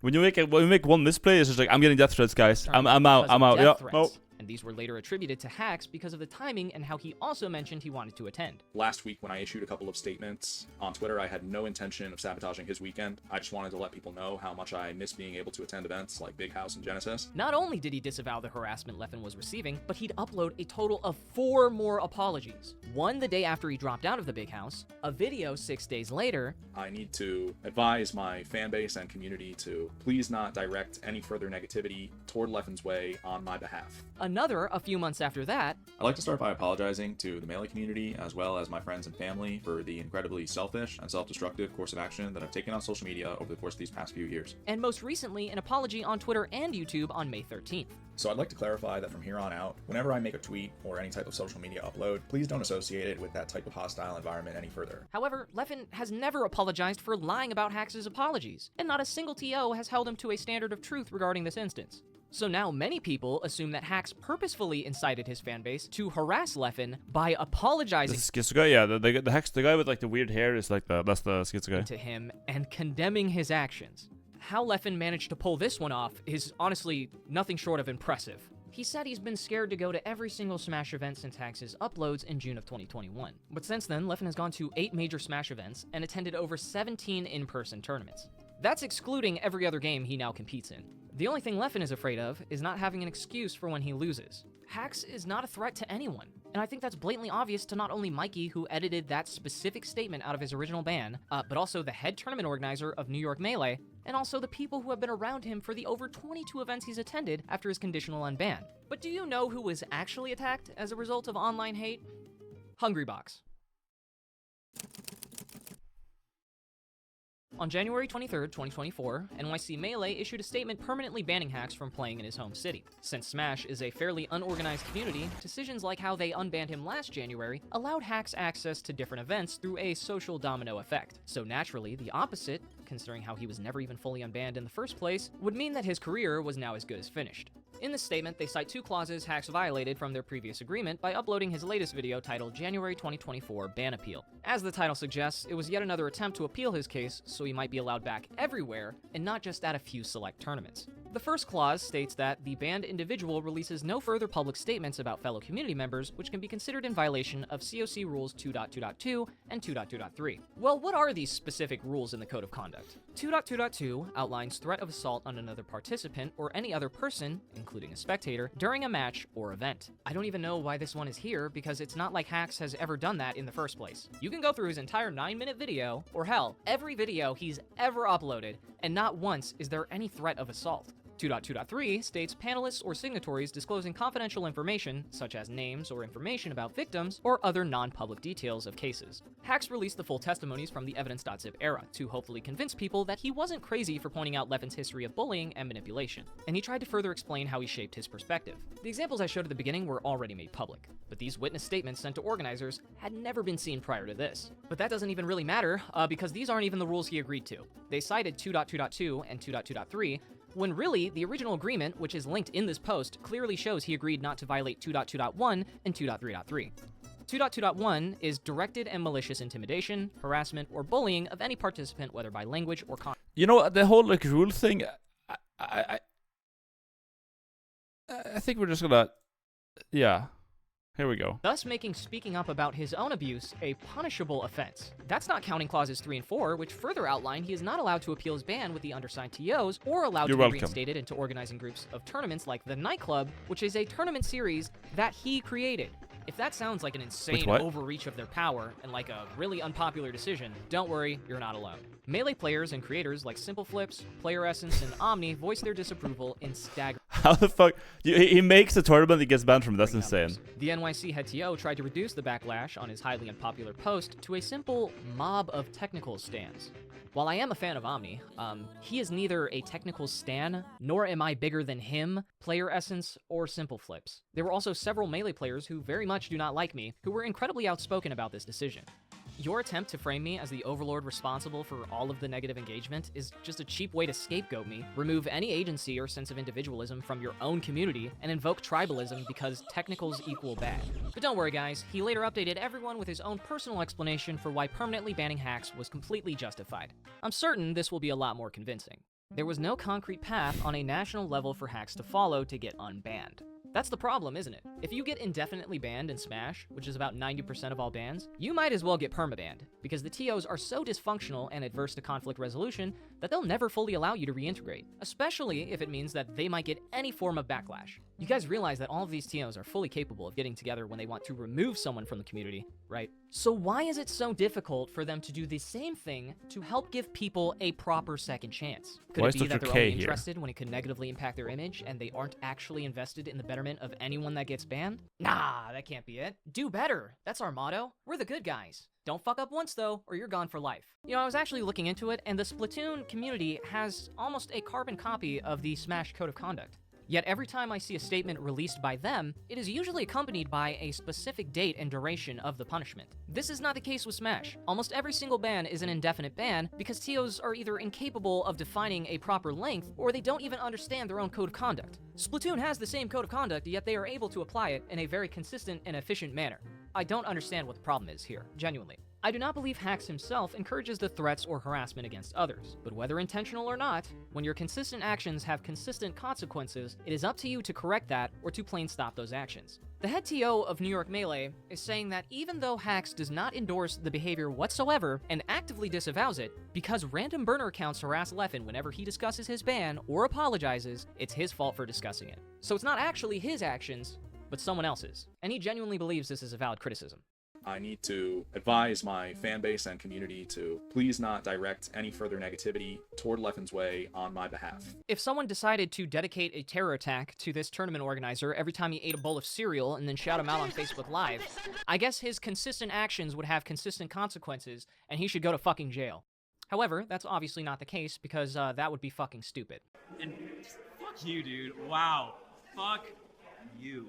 I've gotten a lot of harassment by Technical's fans and other people. Not blaming Hex for this at all, just for clarification. So I'm ready to move on at this point. So yet again, in this follow-up document, you'll blame me for criticism of your widely unpopular decision, and somehow, in this specific instance, you can accurately assess... Do people get that harassment? Does it actually happen? Like, at all? I've never seen it. I've had like so many controversies on Twitter and shit, right? And then what you get, you tell, maybe some people tell you to kill yourself. Like, that could happen. Or you could have, but primarily, man, what happens is people will reply to whatever it is you have posted, and they'll be like, common albino L, or rare albino L, or there's like some shit like that. Oh, you fell off. Oh, stick to playing Noita, or like some like snide shit like that. And no one has ever like, yeah. Rare albino L. even dude, even when I said the N-word on Twitter, like even then it was just like, well, actually I was correct in that case, so it wasn't even a big drama. But there was like one time where like an explosion went off in Lebanon, and on the same day I tweeted out like a Mr. Game & Watch dropping a bomb on Lebanon, and then it exploded.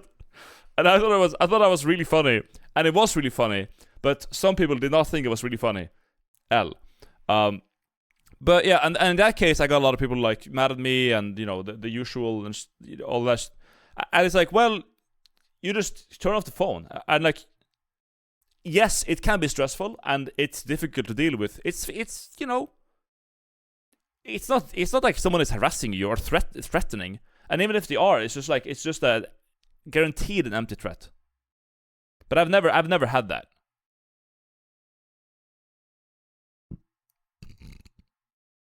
Can you tell us about the N-word moment? It was Slay Spire 2. It was like literally nothing. I made it out of I made the like drama happen out of thin air. Slay Spire 2 had a new character, which is like a skeleton that looks really fruity or like zesty, if you will. And he has this like post. Have you seen the picture where it's like a kid in a monkey suit at the Apple House or something, and it's standing like this, and it's just like, what the fuck, gay little monkey. That's like how the character stands. And I was like, oh yeah, this looks like Sans. This looks like Defect if it was a bisexual soft A N-word from Atlanta, right? That was my tweet. And that's like a reference to another meme. Can we find it? Heihachi Mishima bisexual. Yeah, this one here. This is the one that was referencing, basically. So I was referencing this, and that was like, and I posted it as in the replies. That was the N-word moment, though. I said the N-word down here in the tweet. I typed it. I would never say that word, okay? Because I'm not black, so I can't say it. But yeah. Unless it's in a song. If it's in a song, it's fair game. But if it's not, like, no. No, I wouldn't. That they are all in fact my fans and not hacks. I thought you were referring to the chop N-word you made. Didn't you get shit for that too? Did I? Wait. Let me see if I can find it. Wait. Albino. Chop.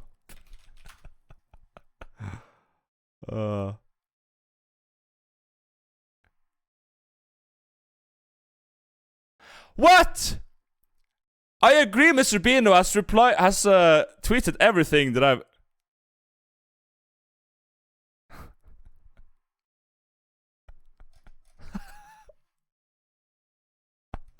It was 2018. It was 2018. It was 2018. Look at this. Send me good upbeat game OSTs. The faster I find a soundtrack, the faster you get a video. Chop, and like.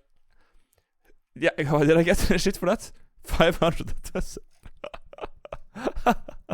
This fucker, he has replied, he has reposted everything that I've said that has like a bad word on it. Yeah, look at that. He googled everything I've said it. Wow.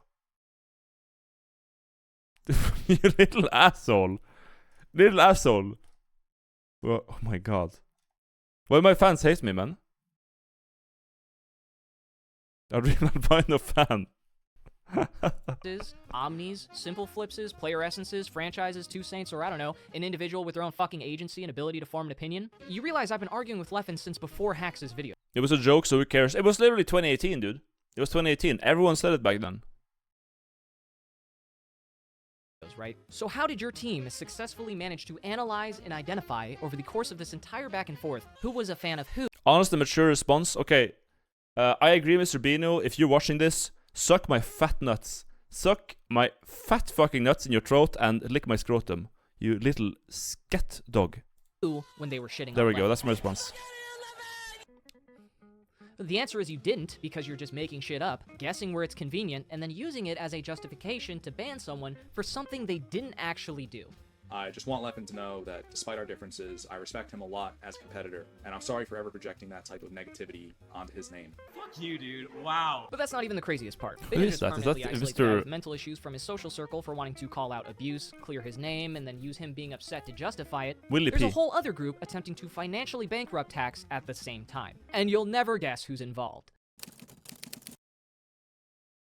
This is a long story, so while I'll be brief in this retelling, the franchise has been documenting it for years and is currently working on a feature-length video of his own. So turn on notifications for him if you want to know more. Firstly, the box is an ergonomic controller designed by Hax to play competitive melee without risking long-term damage to your hands.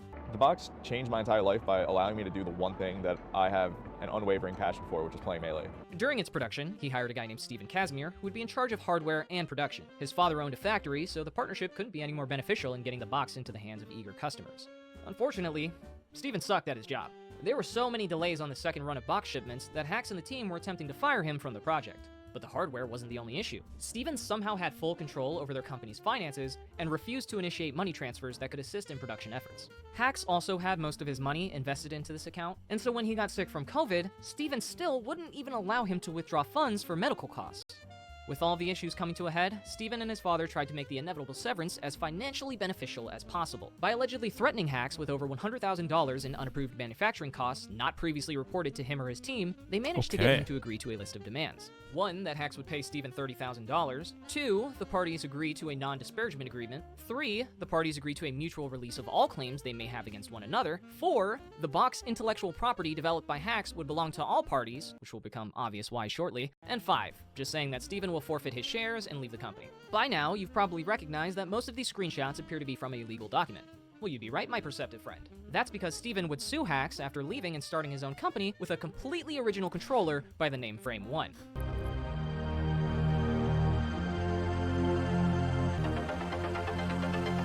Wow, look at that website. Looks a little familiar, doesn't it? Holy shit. That's actually insane. It should. It was made by the same person. You see, after Steven left, he reached out to the woman who helped.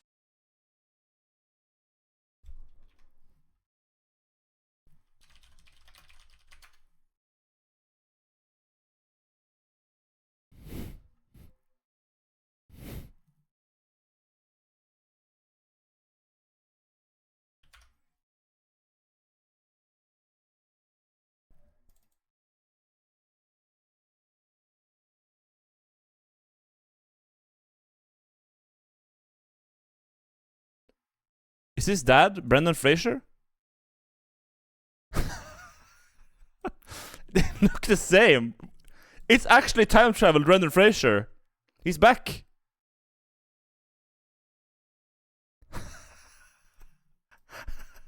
Holy shit. Wow. You don't see it? You don't see how this is literally Brendan Fraser? Tax years prior to.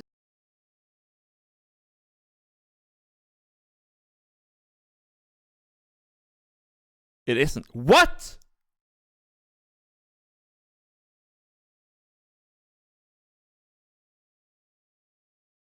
It literally is. Are you guys like genuinely blind?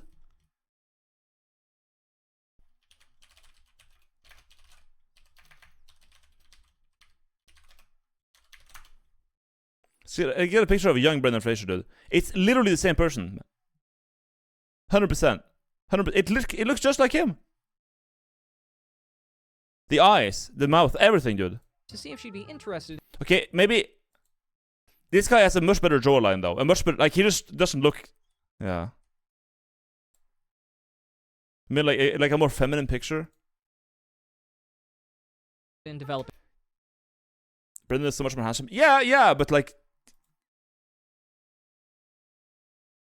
just like a bit Billie Eilish. Ow. You see, after No, it does not look like Billie Eilish. Steven left, he reached out to the woman who helped Hacks years prior to see if she'd be interested in developing his website and brand. And you'll never guess who it is. I should have never helped make the box. I didn't just do the logo, I basically became head executive, because the project was falling apart in so many ways because your fave didn't know how to run a business at all. All for him to remove me from the credits. There's so much more stupid shit I could dish, but I'm hoping this is all I need to finally eradicate the melee toxins from my head. Oh, I guess last thing is when the dev approached me to make the new logo for Frame 1s, I most definitely made sure F1s were the sexy apple of the community, while Box became the ugly androids. Alright, last petty note. That's right, the woman famous for NFTs and posting false allegations against Zero and Sky Williams, who later had to delete it as part of a legal agreement, was the perfect partner to give one last middle finger to Hacks after copying his controller and business. But that isn't even the best part! Take a quick guess who the #1 promoter of the Frame 1 is, who managed to instantly sell them out for both production runs. Before we start this review, I want to say that I am not affiliated with any of these controllers, but I did get review samples from all of them but the box. I bought one of these myself. This one is a review copy, but I did buy my own. These are not very expensive controllers. This one is $200 and it's extremely high quality, and this one is only $120. I am also biased against the box for reasons I will not talk about here. In the same way, I think the box is a terrible product. It is bad value, it's outdated. It literally is supporting terrible people. Like, the build quality is bad. I've had one, I've never thought of using it. Like, it's just a bad product, but I still think it's literally the a same box thing. has an argument to be better than a Frame 1. Why? Because they keep adding buffs to it. They just keep buffing it. It just got a new buff like 2 weeks ago. Bad value, it's outdated. The guy known for shitting on box controllers and saying that not banning them because of their ergonomic reasons was bullshit. The ergonomic reason is just like, it's just so bullshit though. Like, everyone needs to recognize that. Like, you should never allow a controller because of ergonomic reasons. If it's more ergonomic, that's great, but you should not allow a broken controller because it is more ergonomic. Was now promoting the Frame 1, entering tournaments with it, and saying he was going to switch to using it for, you guessed it. One more reason for why I'm potentially switching to this one is that it's more ergonomic, right? I do think you can play for very long with a GameCube controller, but let's say from even if it's 8 to 10 hours, right? That is a lot for someone that is a professional like me. After assembling the Fuck Hacks Avengers... It's Brendan Fraser! It is! You guys are actually blind. It's Brendan Fraser with the green hair. It is! Yes, it is! Yes, it is! Get your eyes get your eyes checked! Get your eyes checked! You guys are fucking brain dead. Holy fuck! If you can't see that, Thing Steven didn't account for. guys, hold up. I know how I can fix this. I know how I can make you see. I know how I can make you see. Wait a minute, chat. I can fix this. I can open your eyes. I can open your eyes. Ah! Holy jump scare. Unfinished shit. Okay. Check this out. Okay. Select the hair.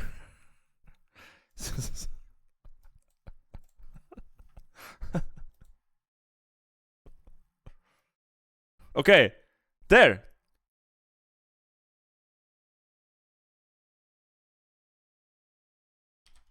Okay, do you see it now?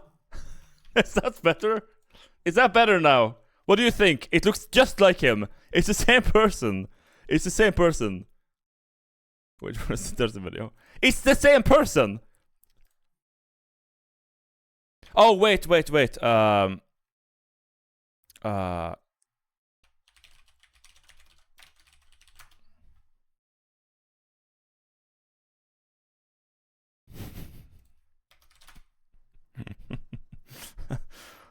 Where's the fucking... It's these glasses. I'm gonna get them from the front.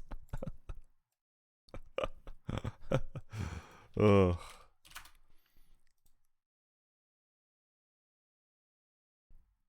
Peep this one, chat. Peep this. Oh, it's being slow. Come on.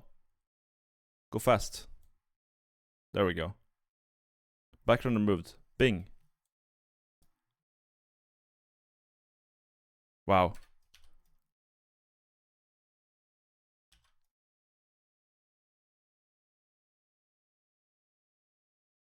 Wow, dude. What? What? What? Wait, what? It's him? What?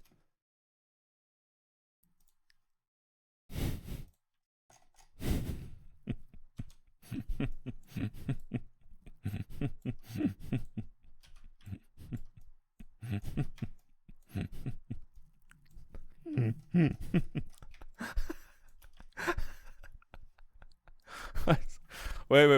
We can do better. We can do better. Hold on.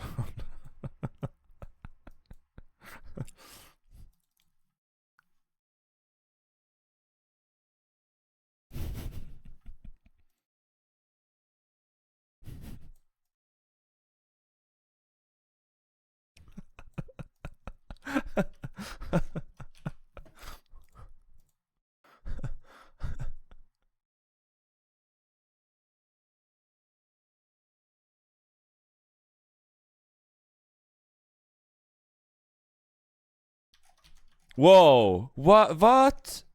What? It's him! It's him! Look at that! Wow. That's crazy. And also, it's him! It's literally him. It's the same guy. It's the same! It's the same! It's literally the same, dude! He was still just as lazy as when he worked on the box. The second pre-orders for 1,000 units of Frame 1s took over 2 years to completely ship out. There's a whole Reddit thread dedicated to warning people about Steven ignoring customers. Oh, shit, I forgot. Wait, I have to add the... There, now, chat. It's the same guy. It's the same.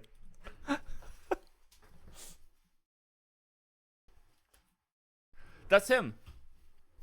That's him. Yep. You know I'm right. People who asked for a refund, and how there were no meaningful updates besides "I'm sick" to reassure those waiting on their Frame 1. He was also only catching up on refund requests once a month, which could explain why people were so pissed off. It actually got so bad that Steven just decided to make everything open source so people could make the controller themselves. On February 19th of this year, the second pre-order run of Frame 1 sold out within 3 minutes, leaving a lot of web users behind. To bridge the supply gap and end this rectangle shortage, I'm proud to announce the release of Open Frame 1, an open source hardware solution that makes it possible for anyone to build their own high-performance rectangle easily. And even after shipping out all the recent orders, it's still displayed as sold out on his website.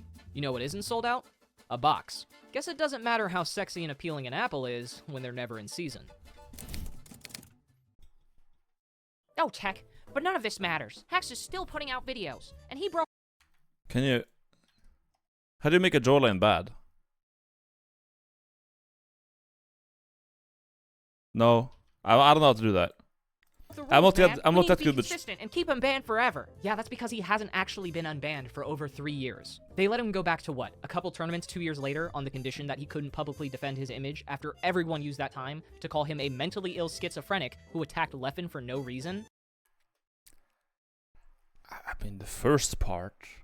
Yes, the first part... The second part, I mean, he definitely had a reason, but the mentally ill schizophrenic...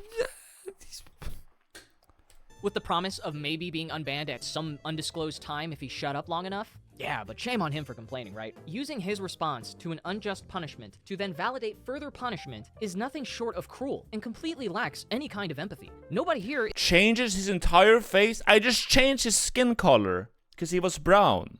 That's all I did. I made him whiter because the guy on the video was like a fucking ghost. Like he was actually he was a snowman. Okay, he just didn't have the carrot nose. That's just and I made his hair green because he has green hair. I didn't change his facial structure. I just changed his skin. Is even saying Hax is a threat. Their only argument is that every time he posts, random people on the internet are mean to Leffen. I just did that.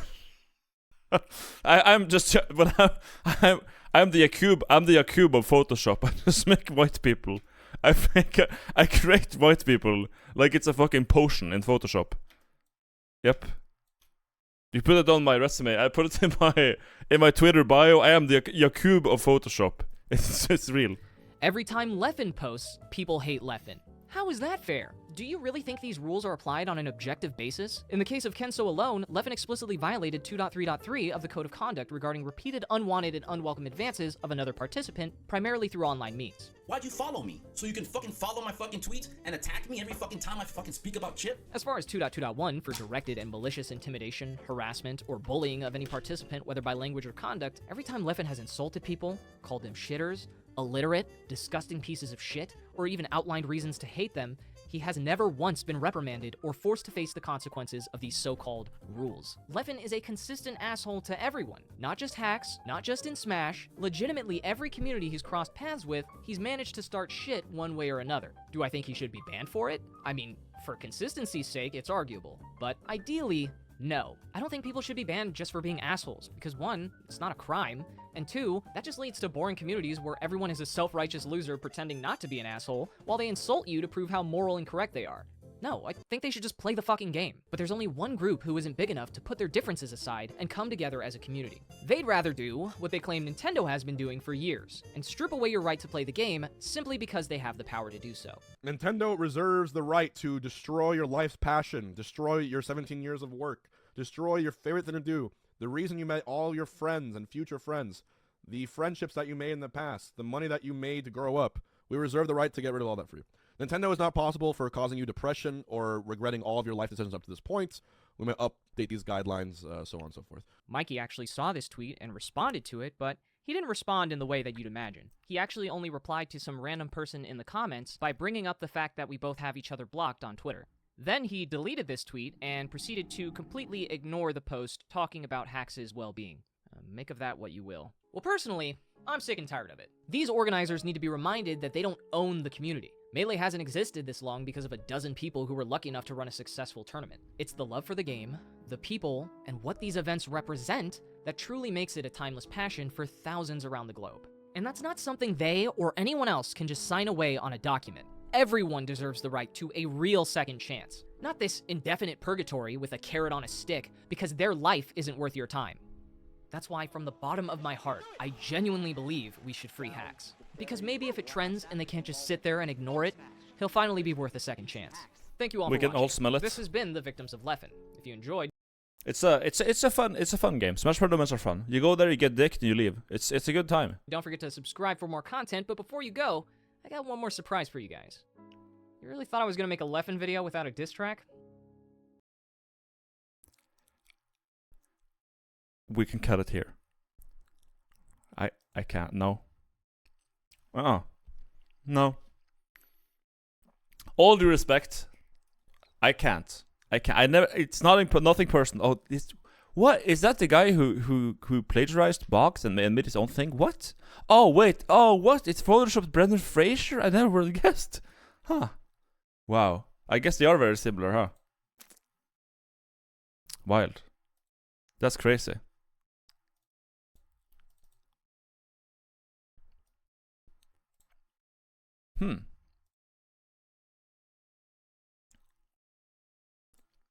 That's very crazy.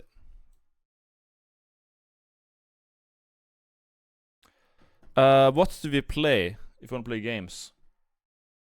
Am I going to fix your camera? What's up with my camera? Oh! This is my monitor right here. Dog!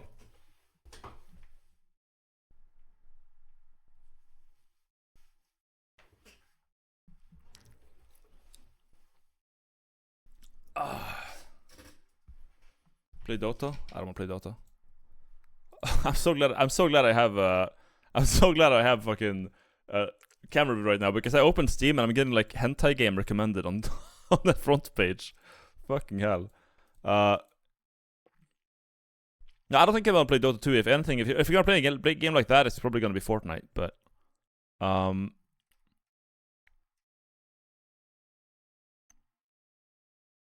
especially Spire. We haven't played especially Spire in like the longest time, man.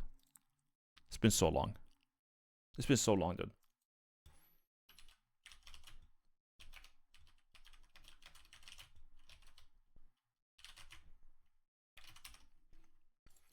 Slay the Spire.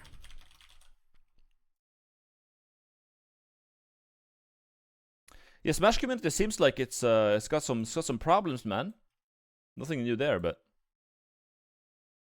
you promised to play Dota after the guy told you to play. I didn't promise shit, dude. I didn't promise anything. I said that I play Dota, and if you would, it's fair to assume then that I play more shit games. I didn't say I was gonna play Dota today. No, sir. Absolutely not. Do we ever do any? No, we don't do any mods. We just play vanilla Spire. Fuck it. Is TTS still at 500 bits? No. I just have alerts. I had alerts muted for the video because I don't want to have like interruptions all the time.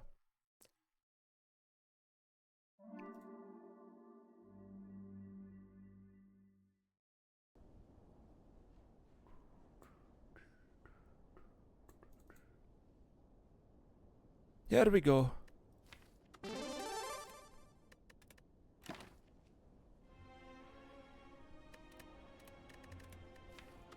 Who do we play?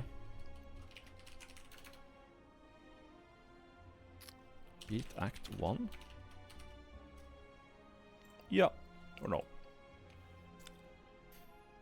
Wonder thinking of continuing Fallout. I do not know. I was watching an old Soylent stream yesterday while studying for my final, and I consequently might have failed. I hope you enjoy your gaming. Nice. Good job, Anani. Eddie, thank you for the sub. Are you planning on move to Oslo? Good luck with that. Thank you. Yeah, moving to Oslo in the end of June. Purple? I'll get one of these. I'll decide. Who is the last? I played when I flew to Tromsø today in the plane. I was playing a Defect, and it was like it was fun, but I could play Defect. I like Defect.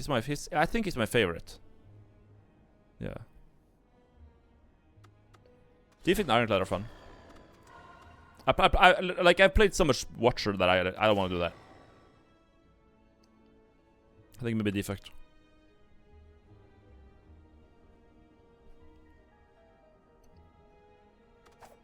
And Silence is just not. She's just unplayable. I don't want to play her. She's actually unplayable.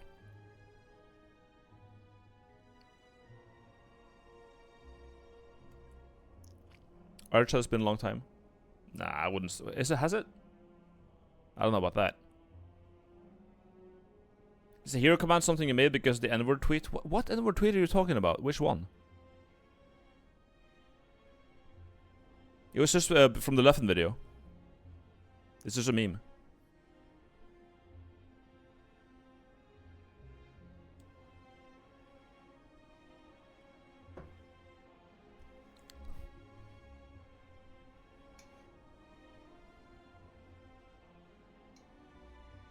The fuck?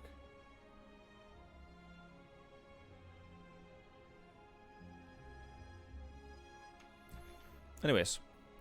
It was soft. I've never done hard R ever. It was all soft A, and it was all in 2018. There's not even like remotely a controversy here, dude. Some dog dug it up. Some dog archaeologist, internet archaeologist, dug that shit up from 2018. And was like, ah, oh, look what he did back then. It's like, yeah, but literally everyone did, dude. Everyone did.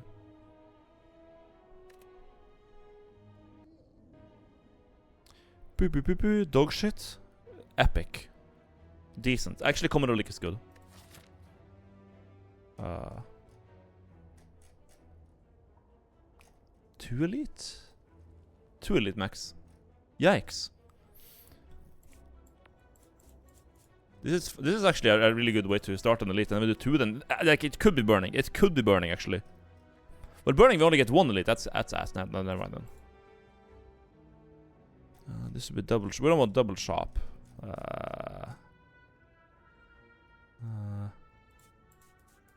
Maybe this then? A hard encounter before that? Yeah. 3 encounters into a hard encounter and the bonfire. It's doable. Or we could do boss relic and just see how it goes.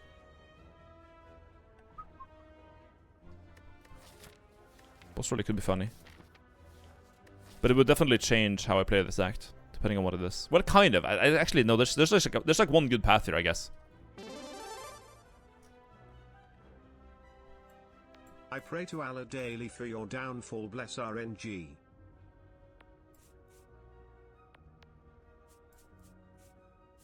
I don't really like that path that much, but something like that. That's the 2 paths we got. Really doubt I would ever do this shop.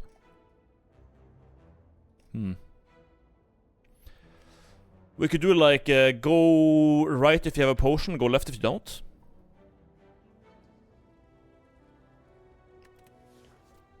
Not sure. Mr. Streamer, you forgot to use an Echo Hyper mod. I didn't. You said no mods, everything is still modded.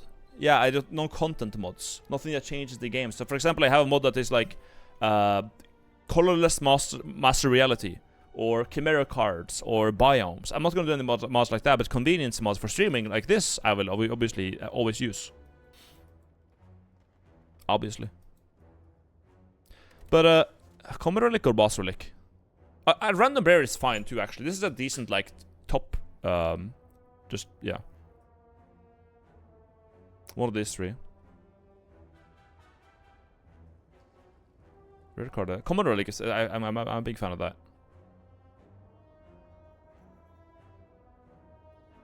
No, also show what relics do? No. There used to be one, but it kept breaking all the time. All the damn time. Go Mr. Bino. How has your day been? Good, I hope. Anyway, Nico Good. Hyper. Studio, what's up? I've had a good day. Woke up hungover, took a plane, started streaming. Ta bien. What will I do? I kinda get FOMO if I don't go boss relic. Dude, imagine if I get Pandora's though. That's basically Pandora's. Alright, Strike the Fan, go. Not great, but it's long term good, short term not great. Who's the boss? Hex. Okay, it's Guardian. Alright. That should be doable.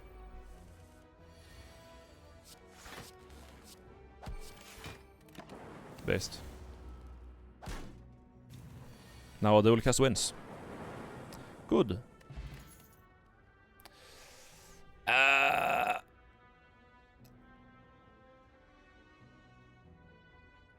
The boost sequence is bad against the Guardian, because it means less damage turn 1, so no. Hologram is a decent card that is fine all the way, but unless we add something better and good to the deck, it's not gonna be like amazing.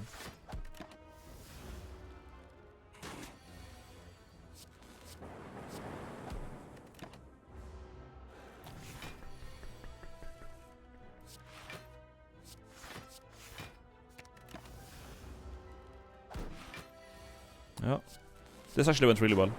That was a really good fight. Wow. No potion. No damage. I think we have to take the melter now. Alright. We literally have to take it. No way around that. That wasn't great. Okay, we're just gonna tank a lot here. I don't think there's any way I could have. I couldn't have killed this no matter what. I guess we'll. Yeah. Okay. Ow. Amazing. Yeah.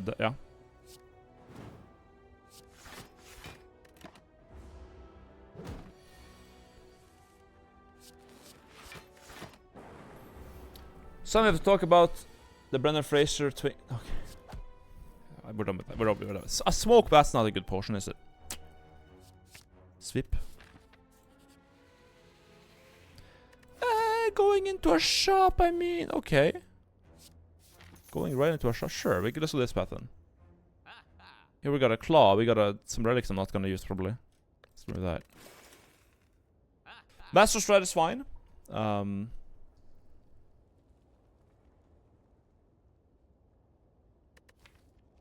Music isn't working here for some reason, but a Warpaint 2 skills, it could hit some good shit. It could hit Sap, Dual Cast, Hologram. There's 3 things it can hit that are good and 3 that are bad.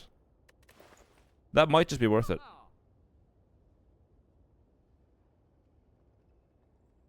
Cosmetica is gonna be good for later, but I don't think I can afford it right now.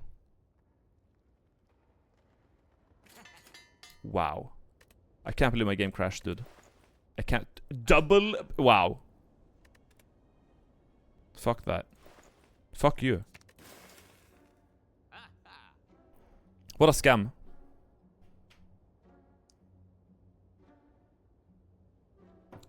Game crashed. Okay, you know, you know what? Fuck it. Let's. No, I'm not gonna crash the game. Whatever, dude. We're just gonna have a good upgrade density. It's fine. That's fine. No, that's fine. Oh. Why me, Lord?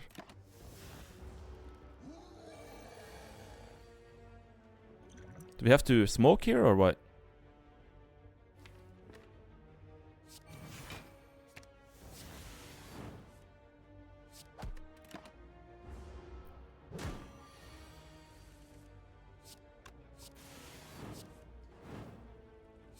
I'm thinking I'm dead.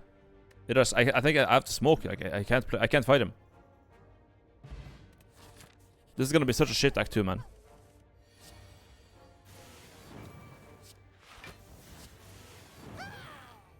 Awful act 2. We're gonna come at this so weak, dude. Horrible. I guess. Yeah. Yep. Don't need to go to a shop. These encounters are gonna kill me though. They're gonna kill me.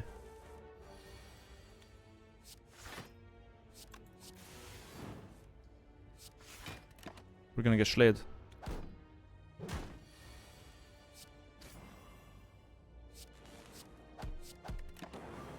Oh, you didn't need to do that though. Fucking hell. What? Come on, dude.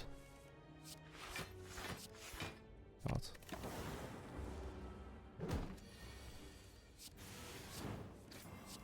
We're dead. I don't think we're gonna make this, honestly. Sunder is here. That's fine. I'm a bigger fan of that against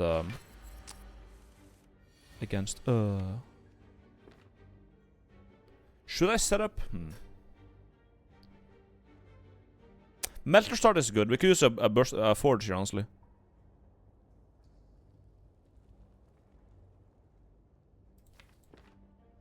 If we get hologram next turn, we should be good. A potion.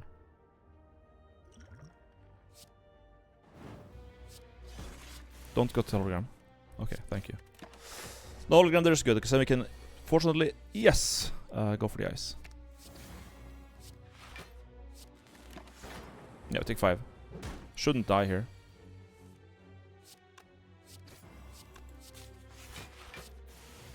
The block? No. Well, we take 10 total, but we should be fine then. 18 more should be doable. 1 dual cast and it should be over. Not that I can get that.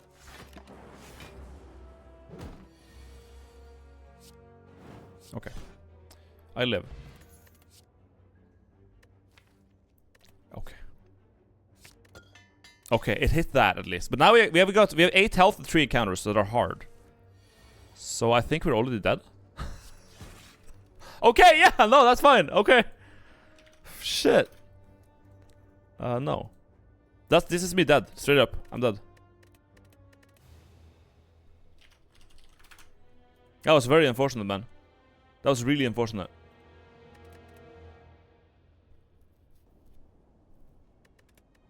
An impossible knob into oh. Bad draw. Alternatively, we can get 2 card removals and just pay our gold and keep the relic. Like that's a better deal, I think. I will never gamble again. I gamble all my life savings. If all your life savings is 250k, then you're doing it wrong. Defect is hard on the first act. Not as bad as Silent. Silent is worse. That's why she's the worst character in the game. Hexaghost. Well, I immediately like this path. 3 encounters to some events. Elites and bonfires. I like elites and bonfires because upgrades and relics, and those are fun. And card rewards. I think we're just gonna do this part here. Actually, no, we don't have lament. If we did, we can actually. No, we couldn't snipe a burning. Never mind.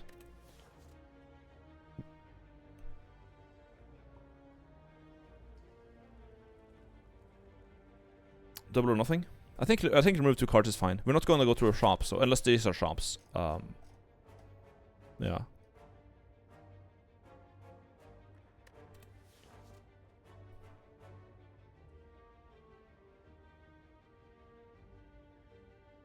Surely the draws won't be dog shit this time. Yeah, surely.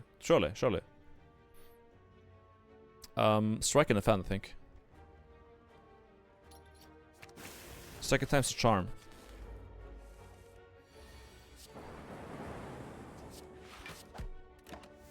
I could have optimized that a little bit better by striking it first, but oh well.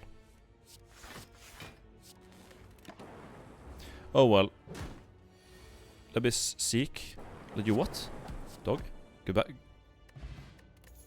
Speak? Ball lightning as my first card. That's nice. Okay, I like this. That is very nice. I should probably dual cast it there. And flex portion of the first portion. Like, this is already a lot better. A whole lot.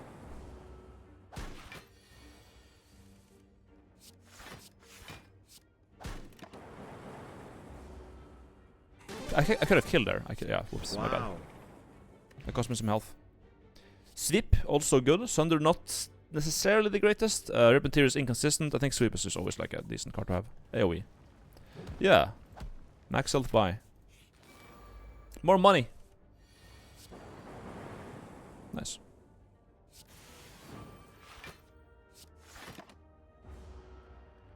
Curse of the dog. My god. Boss is Hexaghost. Rebound, sure. I like it. Okay, we win. Wait, that's it. Data disk. Huge. Big.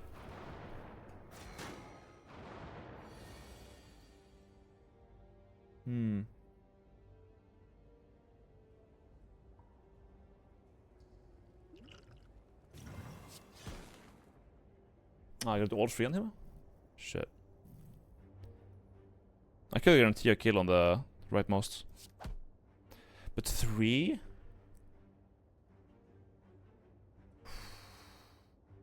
Yeah. I'm not gonna greed it. I'm not greeding it. No way.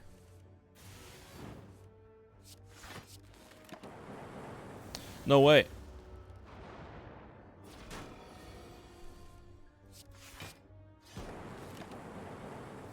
No way. Okay, we take 20. That's not the end of the world, honestly. I can live with that.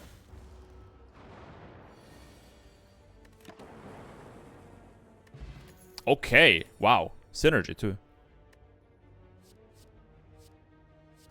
Sure, some weekend, why not? Upgrade, Sweep? Sweep is actually decent. Cost for these is good too. I also don't have a potion, and this could be knob.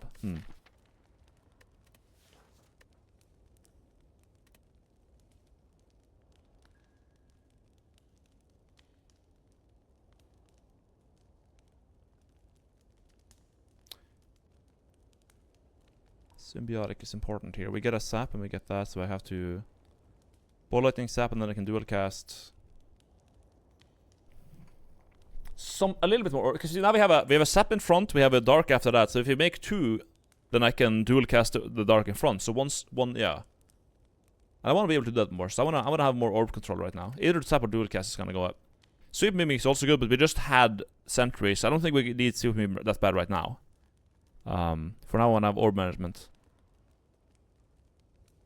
This is also reasonable. This helps against Nob and against, yeah, to be fair, just that. Nob and Lagavulin, this is good.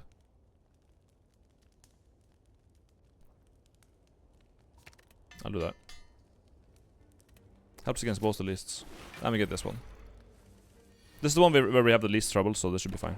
Because now we can let this cook. We can even have another step into the mix. Yeah. Yeah. Break the armored dog. Perfect. We can weaken him.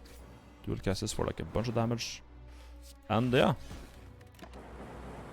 Dead turn something. 10 damage from this. This is good. Symbiotic virus is good. Okay. We're getting good stuff. Steam barrier, yeah. Give me that. I'll take the damage. Okay.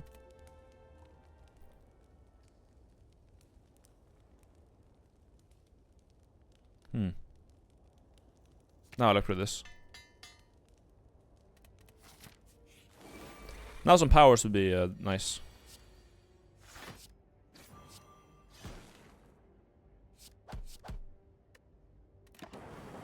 Yeah, perfect. Very good. Any powers? No. I could take another ball lightning, and but I don't think I will. Although we're going into an elite, that could be knob. Nah, sure. I'll take 2, just for safety. Didn't have to do it, apparently.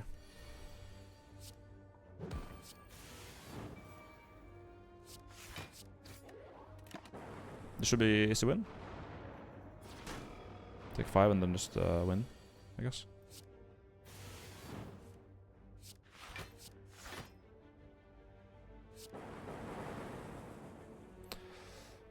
We're gonna take a lot of damage here. I think we just do this.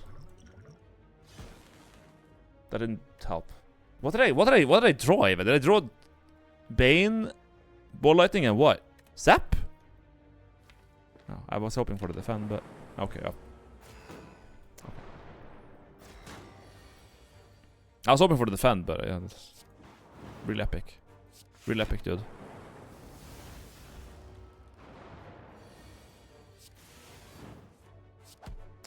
Thank you.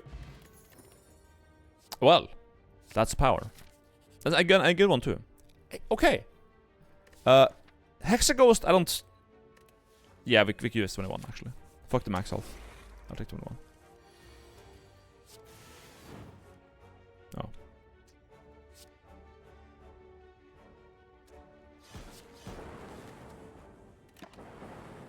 No damage. Electrodynamics, go. No. Unlucky.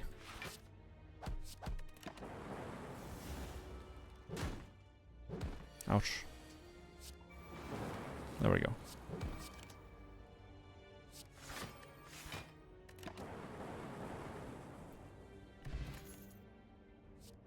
Sure. Okay, 3rd in health and Hexaghost should be okay, right? Right, guys? Surely that's fine. Could heal. I think we're gonna be fine with the damage we have.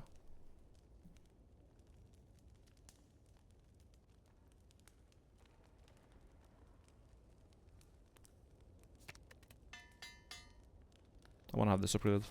Good card. I love rebound so much, dude. It's so good.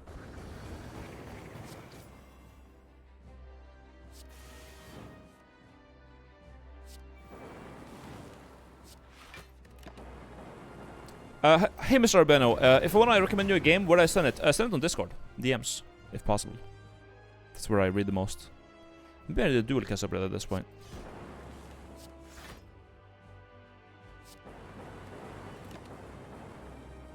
I should be able to kill this guy pretty quickly, in like a couple of turns. I don't see myself losing this.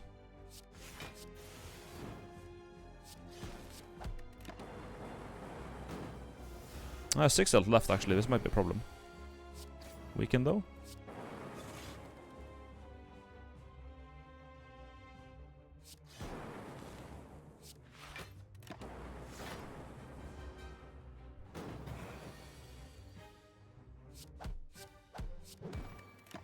Yeah, now he's dead. We got him, barely. It was close, it was kind of a stupid risk I guess, but I felt pretty strong. I felt strong. I believed. Okay. I don't think we need Hyper Beam here, because we have Electrodynamics for AoE. Doubt that. Act 1 done.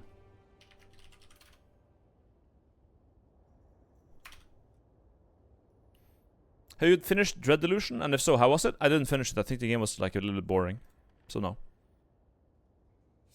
Machine learning with Moonfight Hand is actually pretty nice. Core Source is good, but sure, I can take some draw, I guess. Yeah, I like powers now. Are we that strong? But the other options are kind of shit. I guess we are that strong.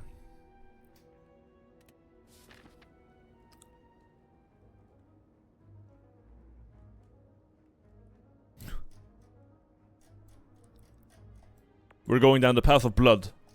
We're gonna go up here, a bunch of encounters, and just fuck this elite in the ass. Go here, fuck this elite in the ass. Go here, fuck this elite in the ass, and go here and kill him. That's the plan. Okay, guys. We have it. Plans been set. Go. Nice. Maybe I need some more block. I don't know.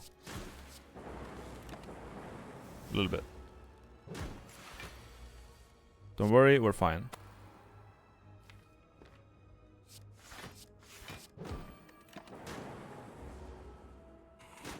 Stop healing. Quit it.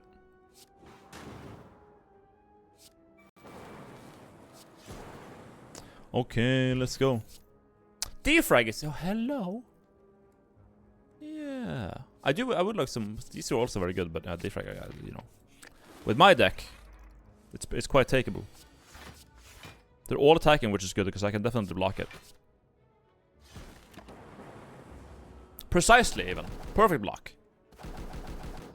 Okay, let's go. The perfect encounter.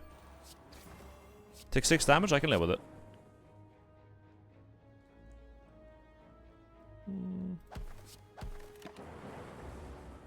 Quit buffing.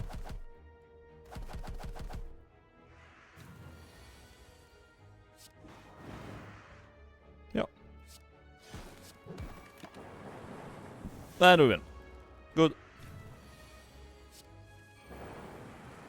See ya. Skim is here, but I don't think I have the energy for that, do I? No, we don't have any. I mean, it's a good card, but yeah, I'll take it anyways. Who cares? Waffle. Runic capacity. Oh my god. That's the perfect relic, isn't it? Click. Click. Now we have space too. Now I need generating orbs. I need to be able to generate orbs. That's gonna be very important. Because I can't really do that right now. We definitely want a potion here. Skill potion and remove a strike, I think. Seems reasonable. Yeah, we gotta be able to shield better. 12 block, that seems good. We definitely could use the frost, but we don't. We have 2 plus. This is 12 block. This is gonna be a long lasting. What? This is better long term. 8. 4 less block, but. Good, okay, nice. We take a little bit. Take 3. I can live with that. And we have the orbs, which is very good.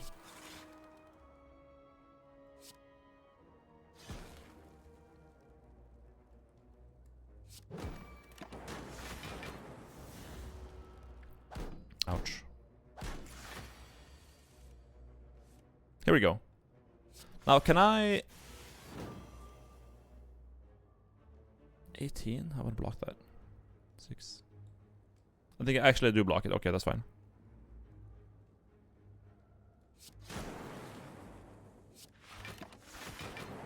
I want to dual cast the dark because it's gonna kill him. Like straight up. Like so. Just like that. And another. I don't think 2 of these is gonna be like very productive.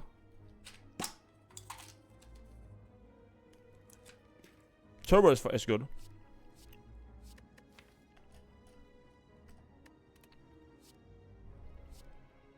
Yeah. Unupgraded, but it good though.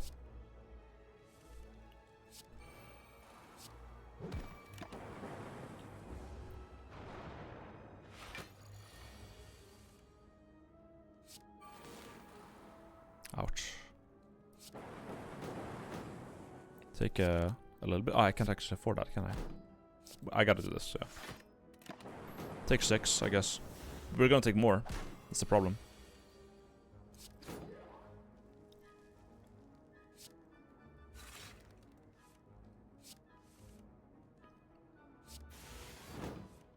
No. I could save a little bit of health by using an energy pot now, I guess. Actually, I can win. Good. New potion. Nothing I need. And we're probably dead now. Oh, that's not good. I didn't need a region hand of stabbing right now. That's not what I needed. At all. No, sir.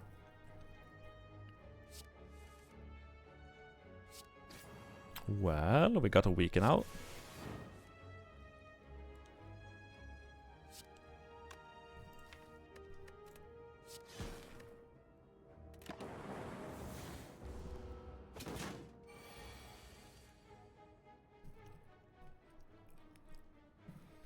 Uh-huh.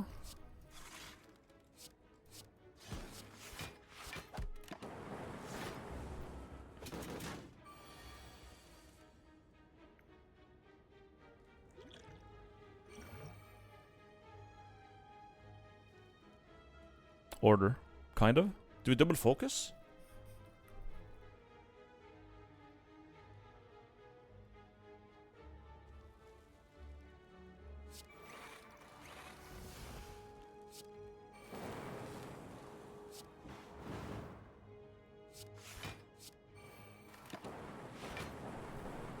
I'm not dead, but pretty goddamn close. We're in trouble. Okay, weekend is good. That's nice. I got a void. That's not good at all. I think we're dead, yeah. At that point, we're probably dead. 11-11. Are we dead?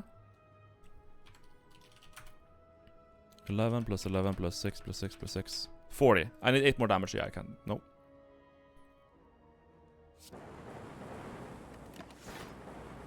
Eight more damage. Wasn't enough. No. Burning Elite, as your first there, was kind of ambitious. It was a little bit ambitious. To be honest, yeah.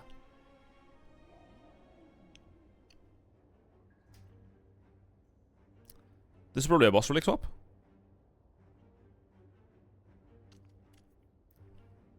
Probably.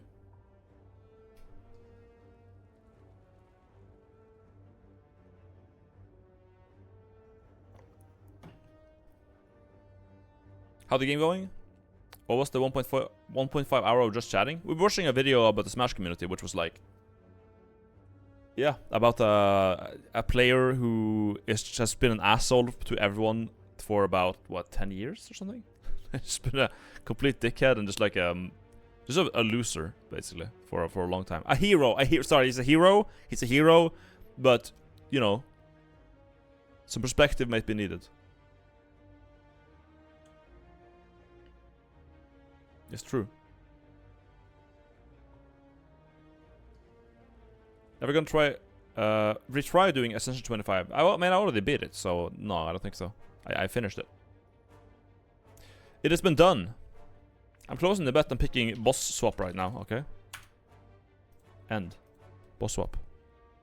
Fusion hammer. Kill me. That is horrible. Oh well. Yeah.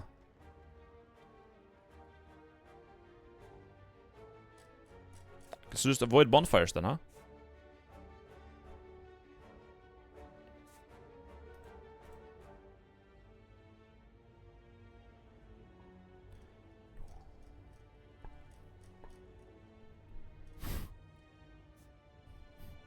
Nice spam. Let's see. Well, that's ass. This was a nice path here, but that's not really... With the fusion hammer, though, how do you play that? No upgrades? I guess I'll just do a bunch of encounters then. Could go there, but it's like... The shop is a bit early, right? And then you get a shop. Yeah. Let's just go suicidal and really act. Alright. I'm down. I'm gonna kill elites until I get eggs. That's my strat here. Kill elite until you get egg. Should I double cast? No, I shouldn't.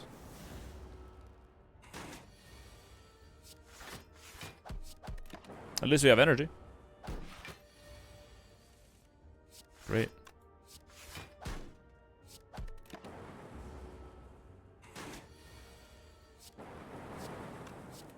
Goodbye.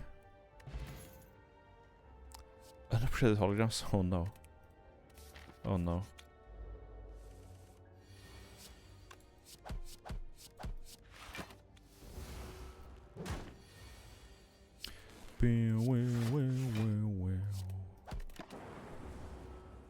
I'm not playing dual cast necessarily because I might roll it before I get sap. So if I dual cast it and then instead of a sap here I got dual cast, it would be like a dead card. So like I try to avoid that when I can. If possible, I avoid that.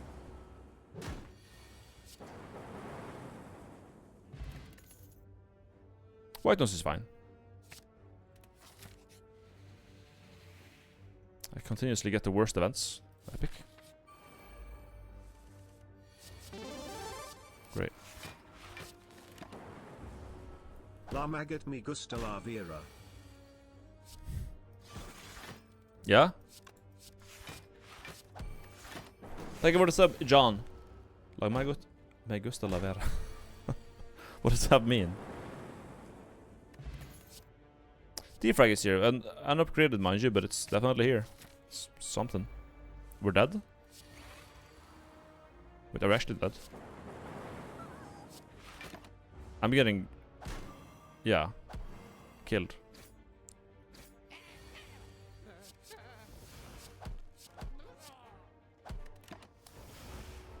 Well, I think we died. 2 regular encounters. I didn't. This run was dead anyway. So yeah, it was actually just dead. Yep. No matter what, I would have gone there. It would have been over. Pirate 1. No. That's my 4th encounter, man. Not that I mind. I mean, it's getting fusion hammer is kind of ass, anyways. But Skibbity Spire is. Spire. Okay. Yeah. True. 1-1.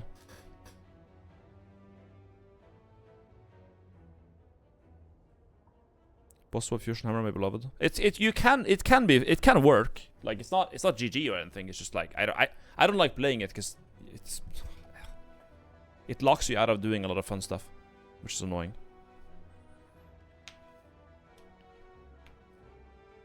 Kind of sucks. It's like Fusion Hammer. I think it's Fusion Hammer and Ectoplasm. Fusion Hammer, Ectoplasm, and Choker are like the things that just kind of ruin the run, I guess. Is there anything else?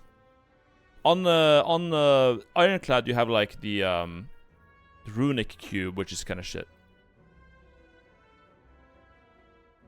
Zozu? So Dome and Zozu also are kind of ass, yeah. There's like 50-50 if it's bad or shit.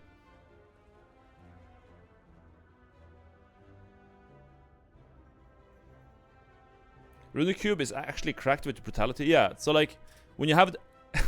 But Runic Cube in itself, consider getting 6 health per fight, or getting a card draw when you're getting hurt. Runic Cube is a relic that is good in the mid-late game, but it's not good in Act 1. That's why it's a bad swap.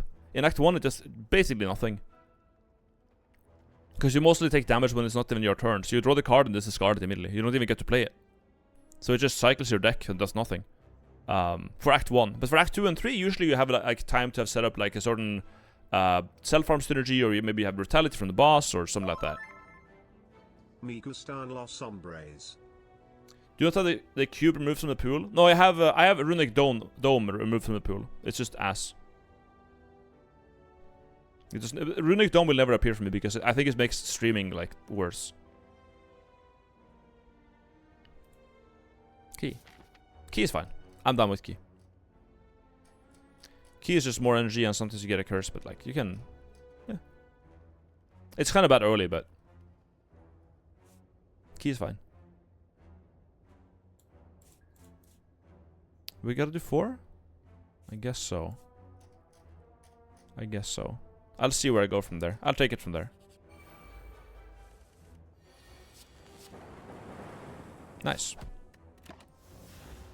Perfected chat. Perfected fight. Perfected chat. And a potion, look at that. Is it claw time chat? Or is it Tempest time? Tempest or claw? Tempest is good with my energy. There's a lot of lightning. Yeah, I like Tempest. No claw in this chat. No, sir. We do not claw. Do not claw.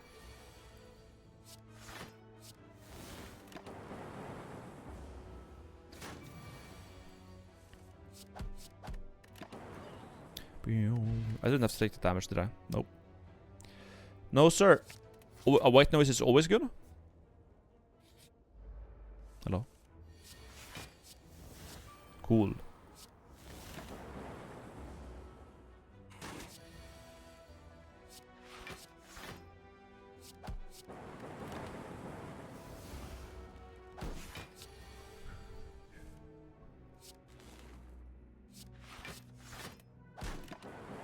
We're good. Can make those dog shit powers. Wow. Beam. Good. Okay, we got some AoE too. Nice. Shop. 149 gold. I don't really feel it. No. Transform a strike. Yeah. Go. Okay. Yeah. Look at that. There. That's it. Yep. Yep. That's better than a strike. One could argue.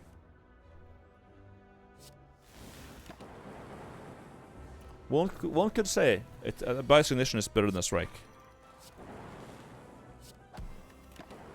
Yep. It's pretty neat. I love a cold snap with that. Is there anything you need in up? No. I think we just upgrade that. More focus. It's a pretty, you know. We can do burning with that. Max HP? I don't care. We have explosive for this too. I'll toss it right away. Block once, get 3 of these. When bias comes around, it's gonna be epic. Oh.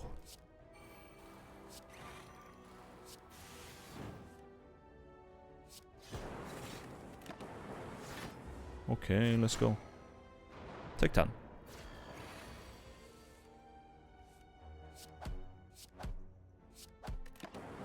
Yeah, we only take 4 now because the bias is it's so cracked, dude. It's so cracked.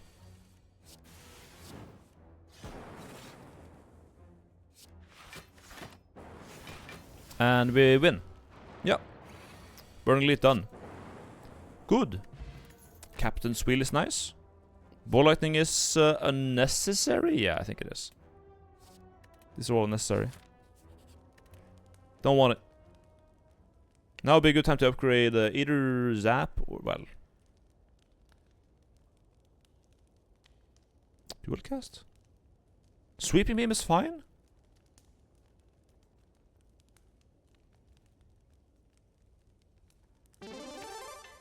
I'll get Tempest. Happy gaming, Bino.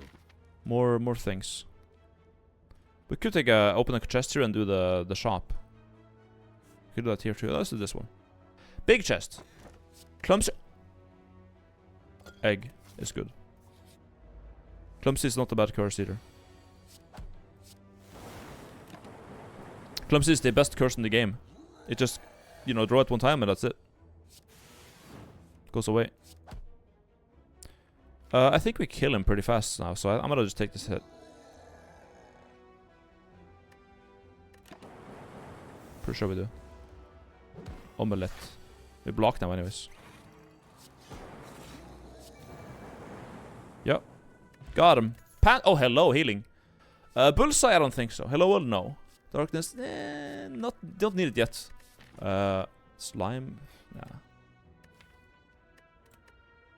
But it's fine. It's good damage. Do we need it though? I don't think so. Well, it would amplify the damage from this a lot since we have biased. Like it kind of makes it a big deal. A ton of focus, yeah. It actually makes it do a lot more damage when you have it. Like when you use that. Wow, what a turn. We take 15. I hate this encounter, man. Fucking hell. Bullseye, when you have like regular basic focus, doesn't do much, but like if you have like a lot, it, you know, is it exponentially it gets better? It gets a lot better though.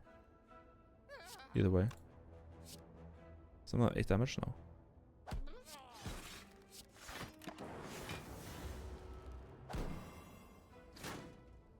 I'm almost dead. Fucking hell.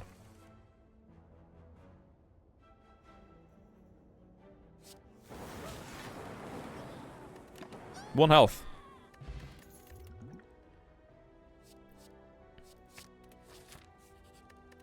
Good thing I can heal, guys.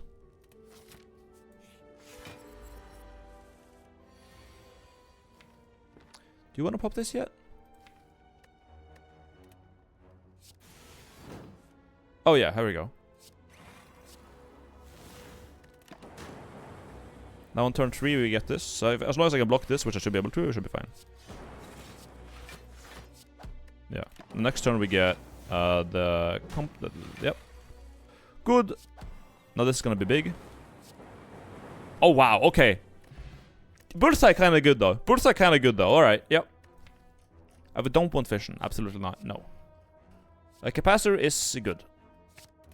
Fission is not. I wish I could buy the calipers. Medical kits is very nice. Why not fission? Because currently my deck doesn't make enough orbs. I don't have cracked core, and I have Tempest, I guess, but fission needs an upgrade, and it is bad if you don't have a really big excess of orbs, which I don't have. Like, there's a very high chance that fission for me is just a dead draw, right? Like if I top deck fission and I don't have cracked core, I don't draw any other orb-gen, it's a dead draw. It's useless. So, and even when I do draw it and it's good, it still takes all my orbs away and I have to get them back again. So it's like, I don't like fission on builds like this. If I have a lot of orbs, like sure, but I don't. It's a card that looks good in practice or on paper, but in practice it's a lot of the time very awkward. I've found. Medikit is tempting. I like Medikit.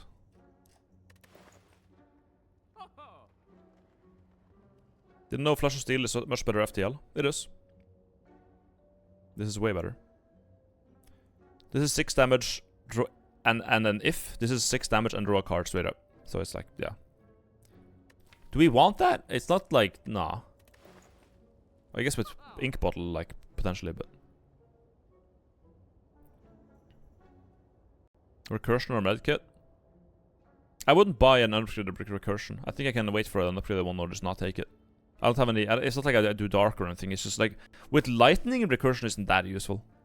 If you have a Blizzard build or if you have a Dark, then yeah, the Recursion is a very, very good card. But for me now, it's like... Okay. It's good for Blizzard too, Hand Pass, because it makes you like evoke and generate a new Blizzard, so or a new Frost. Does something, but for me now, nah. I like Medkit. I don't like strikes. You know, I like Clumsy more than I like strikes. I just like them that much. Fucking hell. And obviously we're not gonna heal for the boss. That would be stupid, because I have Pantograph, which heals me for 25, which is more than the Bonfire does. Instead, we're gonna... Some more AoE would be nice. Skim is a good upgrade, Capacitor is a good upgrade, Sap is a good upgrade, Dual Cast is a decent upgrade, White Nose is always fine, but we have an upgrade, we have like, you know, Curse Keeper energy, so... Sweep Beam is fine.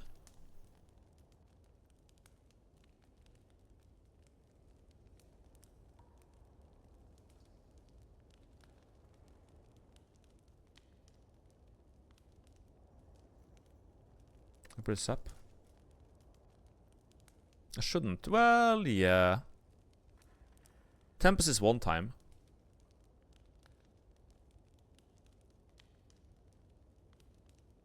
Beam for the active dog piles, I guess.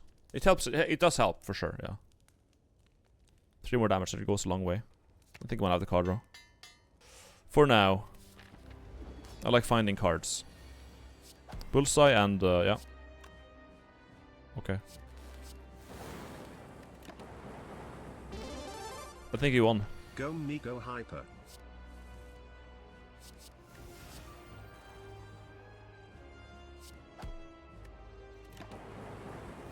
Still one more turn of lock on, so we should be fine here. We get ignition and we should be fine. And a sap too, wow. Yeah. That's all, folks. 25 split. That's pretty decent, don't you think? What a draw.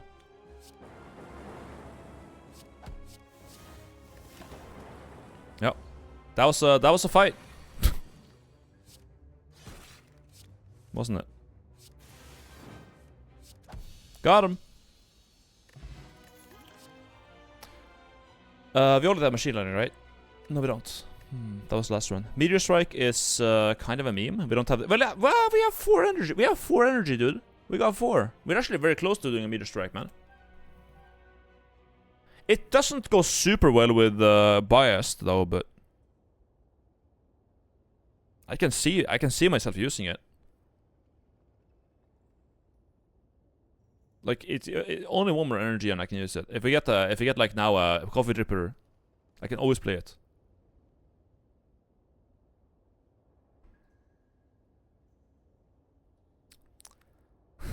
The old clog, really? The card that adds card drop per turn is a clog. Are you are you sure? Are you sure about that? The card draw card is a clog? I don't. Maybe you might have the word confused.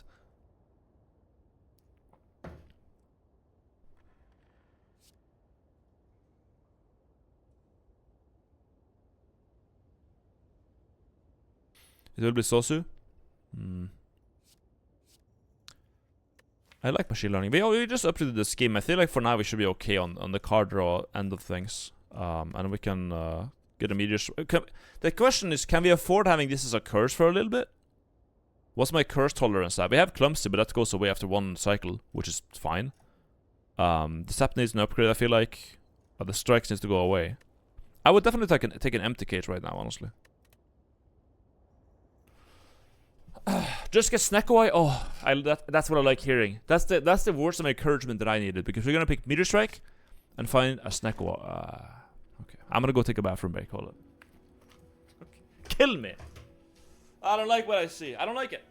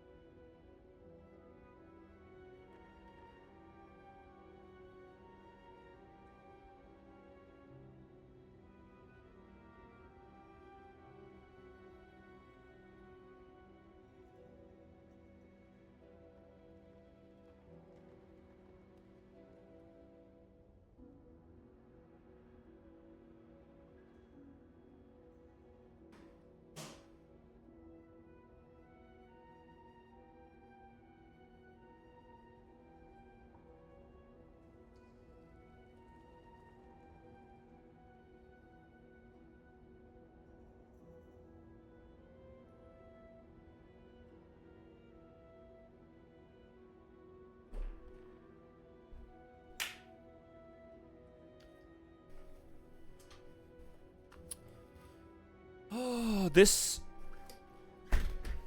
card, this like a relic selection. This post-boss relic selection is like an American election. Okay, you got Sleepy Joe, you got Donald Trump, and you got not voting. This is not voting. This is like you get shit, piss, or not vote. Those are your 3 options.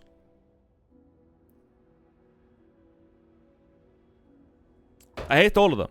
I don't want either. I want the 4th one. Where's my fucking...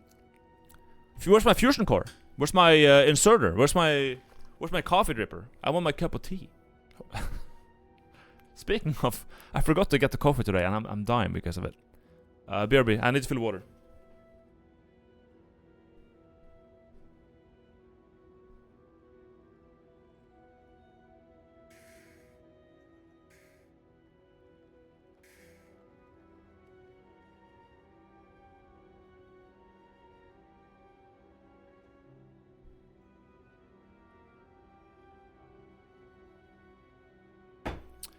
Water acquired.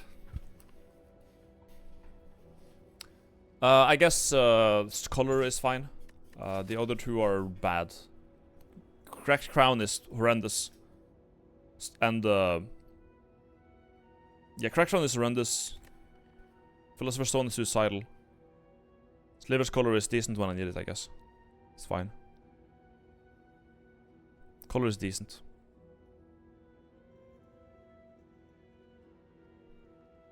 Just skip. I have you played, dude? How? I don't know. It's the one guy. It's the one guy. Just skip. Yeah, you nice brain damage. Just skip. It has no downside. There's no downside to it. I'll just take it, but I want something better. But if you have that, of course I'm gonna go kill every elite. Every elite.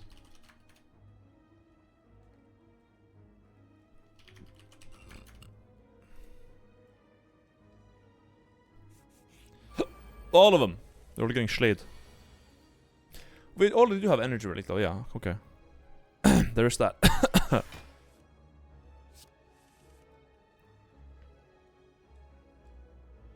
Hmm.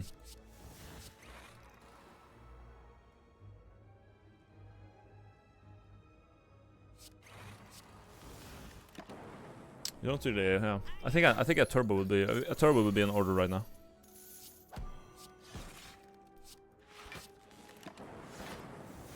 Of course.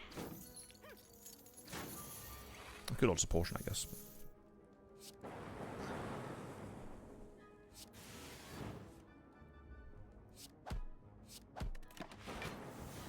A turbo. We need a turbo. That's what I need. Just need a turbo. Money back, and there's a turbo. All right, well we got it. Asking you shall receive apparently. If it's 136, no, let's do events and stuff. Sure. Oh, Tori, hello. Hello. Okay, great. Epic. Heal me. Or upgrade me. That works too. We're a bit low. And I'm gonna need a block right now. I got turbo on that, I guess. There's... Fine. Thank you.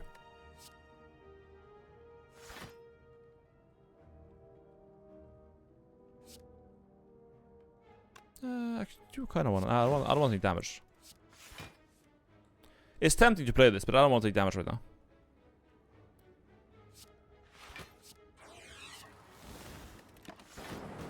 No damage.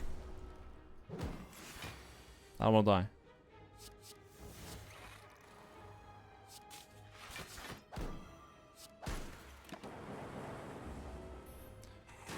Good.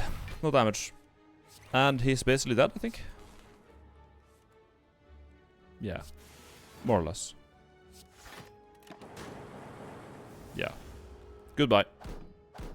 Get molested. Bulls have turned out to be very good with this, yeah. With this amount of focus. Very good. Got a hologram too, which is gonna make it easier to make certain things synergize here. Okay. Based X cost. Who do we bullseye? I definitely wanted on him, but I want to make sure one of these dies at least. It's actually a perfect kill on him, so let's do that.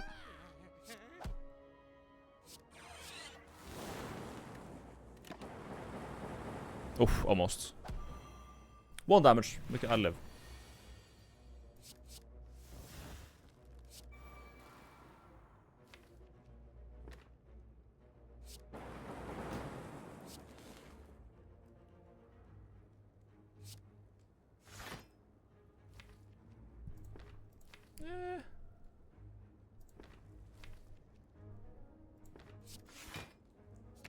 Oh, I don't have any. Oh, oops. My bad. I should. Whatever. Whatever, dude.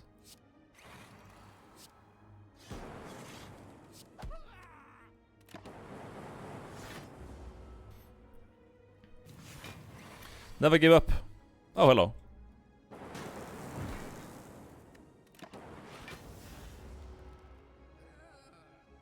Here it comes.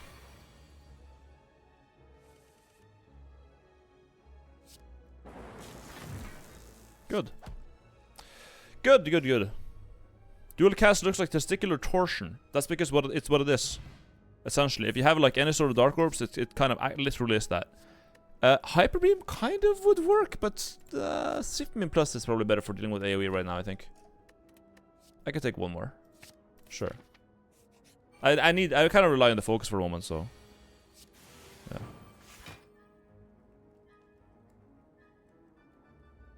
Block potion?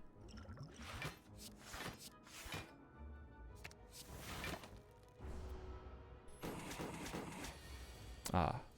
That's a really... well, we take... perfectly... No. Okay, we don't die. We're very fucking close to it, though. Jesus Christ. No, we do actually die. We took perfect... Okay, we took perfect... It was a totally fine run. I just happened to take perfect fucking lethal, though. That's... Okay. Yeah, just perfect lethal me. Fuck it. What an epic draw, man. Clumsy killed me. I should have run with Clumsy. Although, if I drew a strike, it wouldn't have helped either, so... Yeah, I removed a strike instead of a Clumsy, but it still killed me, so... What am I gonna do? If you didn't take that 1 damage, true.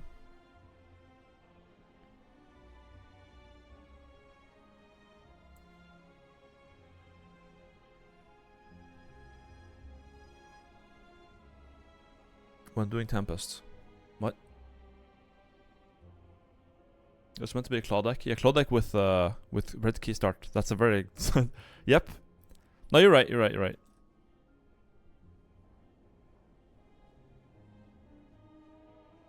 It's true. Some ironclad?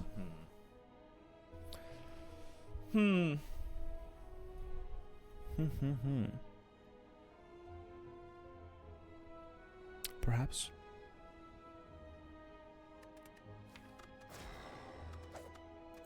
Then I can win with the guy, but... My draws, man. I blame the draws.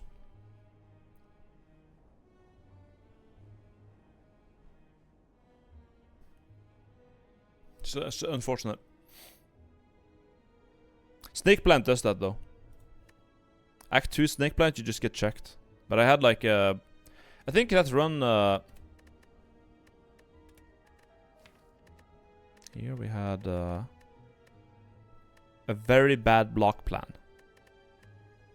Defend. Hologram. Yeah, basically no defense. That's it. My problem was I had no good... I picked 0 cards for that are like blocks or better. So that was kind of my issue. Couldn't block. I could do damage, but I couldn't block. If I had a... You know, obviously if I had a Glacier, I would have been fine, but...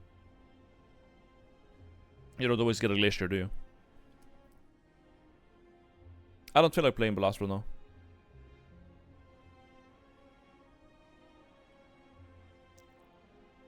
Oh yeah, Tiny Rogue's got a... Tiny Rogue's beta really cleans up the UI, so opt into that when you play someday. I don't really have any problems with the UI, but I guess I could check it out. Sure, why not? I'm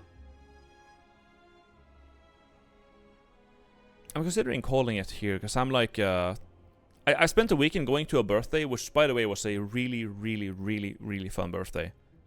We did karaoke, and I did Spanish songs, I did English songs, I was like, I was on fire. It was good shit. But yeah, like, I did a 2 days drinking in a row, because, you know, weekend, birthday, etc. And I was celebrating the fact that I found a place to stay in Oslo. Like, I sealed the deal on an apartment, so I have a, you know, everything's set in motion, it's happening, it's done. So I was like, yeah, really happy about that. some celebration was in order. But yeah, right now I'm like kind of sleep deprived because Oslo. I slept in like my sister's place, which is like a top floor apartment in Oslo, and there was like this fucking African fucking jungle bird that had taken nest outside of our apartment, and they kept making these insane sounds like all night. And I had to choose: do you want to have the African jungle bird outside your window and hear that and be like annoyed over it, or do you close your window and sweat to death because it's so hot in Oslo? Like here, Tromsø is nothing. It's cold here. Oslo is like, it's death. Actually death. It's hell. And I forgot my earplugs. I couldn't use earplugs because I forgot them. I didn't bring them. The second night I had them, but the first night I didn't. So I was like, yeah, it's kind of fucked. Barely slept. Yeah, like 16 degrees at night is really bad, I think. In the daytime it was like 25 or something. It's like too much. It's too much, man. I can't take it. But yeah, that kind of slayed me.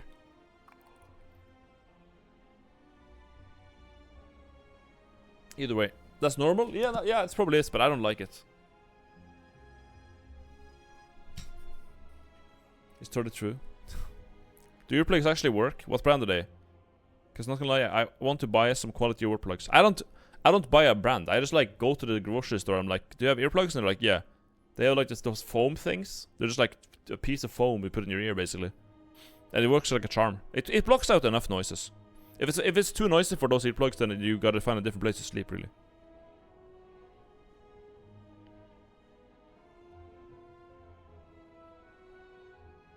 But yeah. Yeah, no, I'm like sleep deprived on top of it, so I'm like sitting here like all dizzy and shit. Like I'm literally dizzy. I'm just like, fuck me. I'm not really hungover like that much. I was like a little bit scuffed in the morning, but I'm mostly just sleep deprived. So I'm gonna, yeah, just I think I'll rest up tonight, and tomorrow I'll go live again. I do not need more alcohol. I can assure you, I've had enough. But to be fair, like the weekend before this weekend, I like refrained from really drinking at all because I was like, well, I'm gonna have a birthday this weekend, so you know, yeah. I kind of saved that. Either way, yeah, I'm gonna call it a day here. I'm feeling really tired and just like dead, so I'm gonna come back tomorrow. You're gonna sell this studio when this studio? This is not a studio. This is my apartment. I'm renting it out. Does Albino make music? I'm asking because of Vivo. No, Albino was taken, so I put Vivo on the end just because of that. I couldn't get Albino, so I got Vivo on the end. Anyways, yeah, thank you for watching, thank you for the subs, thank you for the bits, thank you for the donuts. It's been fun. I'll see you tomorrow for more gaming. Yeah, sorry, I'm just a bit tired today after traveling and being hungover and all of that. So, and lack of sleep because of Oslo moments. See you tomorrow. Hopefully I'll get enough sleep tonight. Shouldn't be an issue since it's like I'm literally on the North Pole. Yeah. Good night. Take care. Wake up. Love you. Have a good one. See ya. See you soon. Bye bye.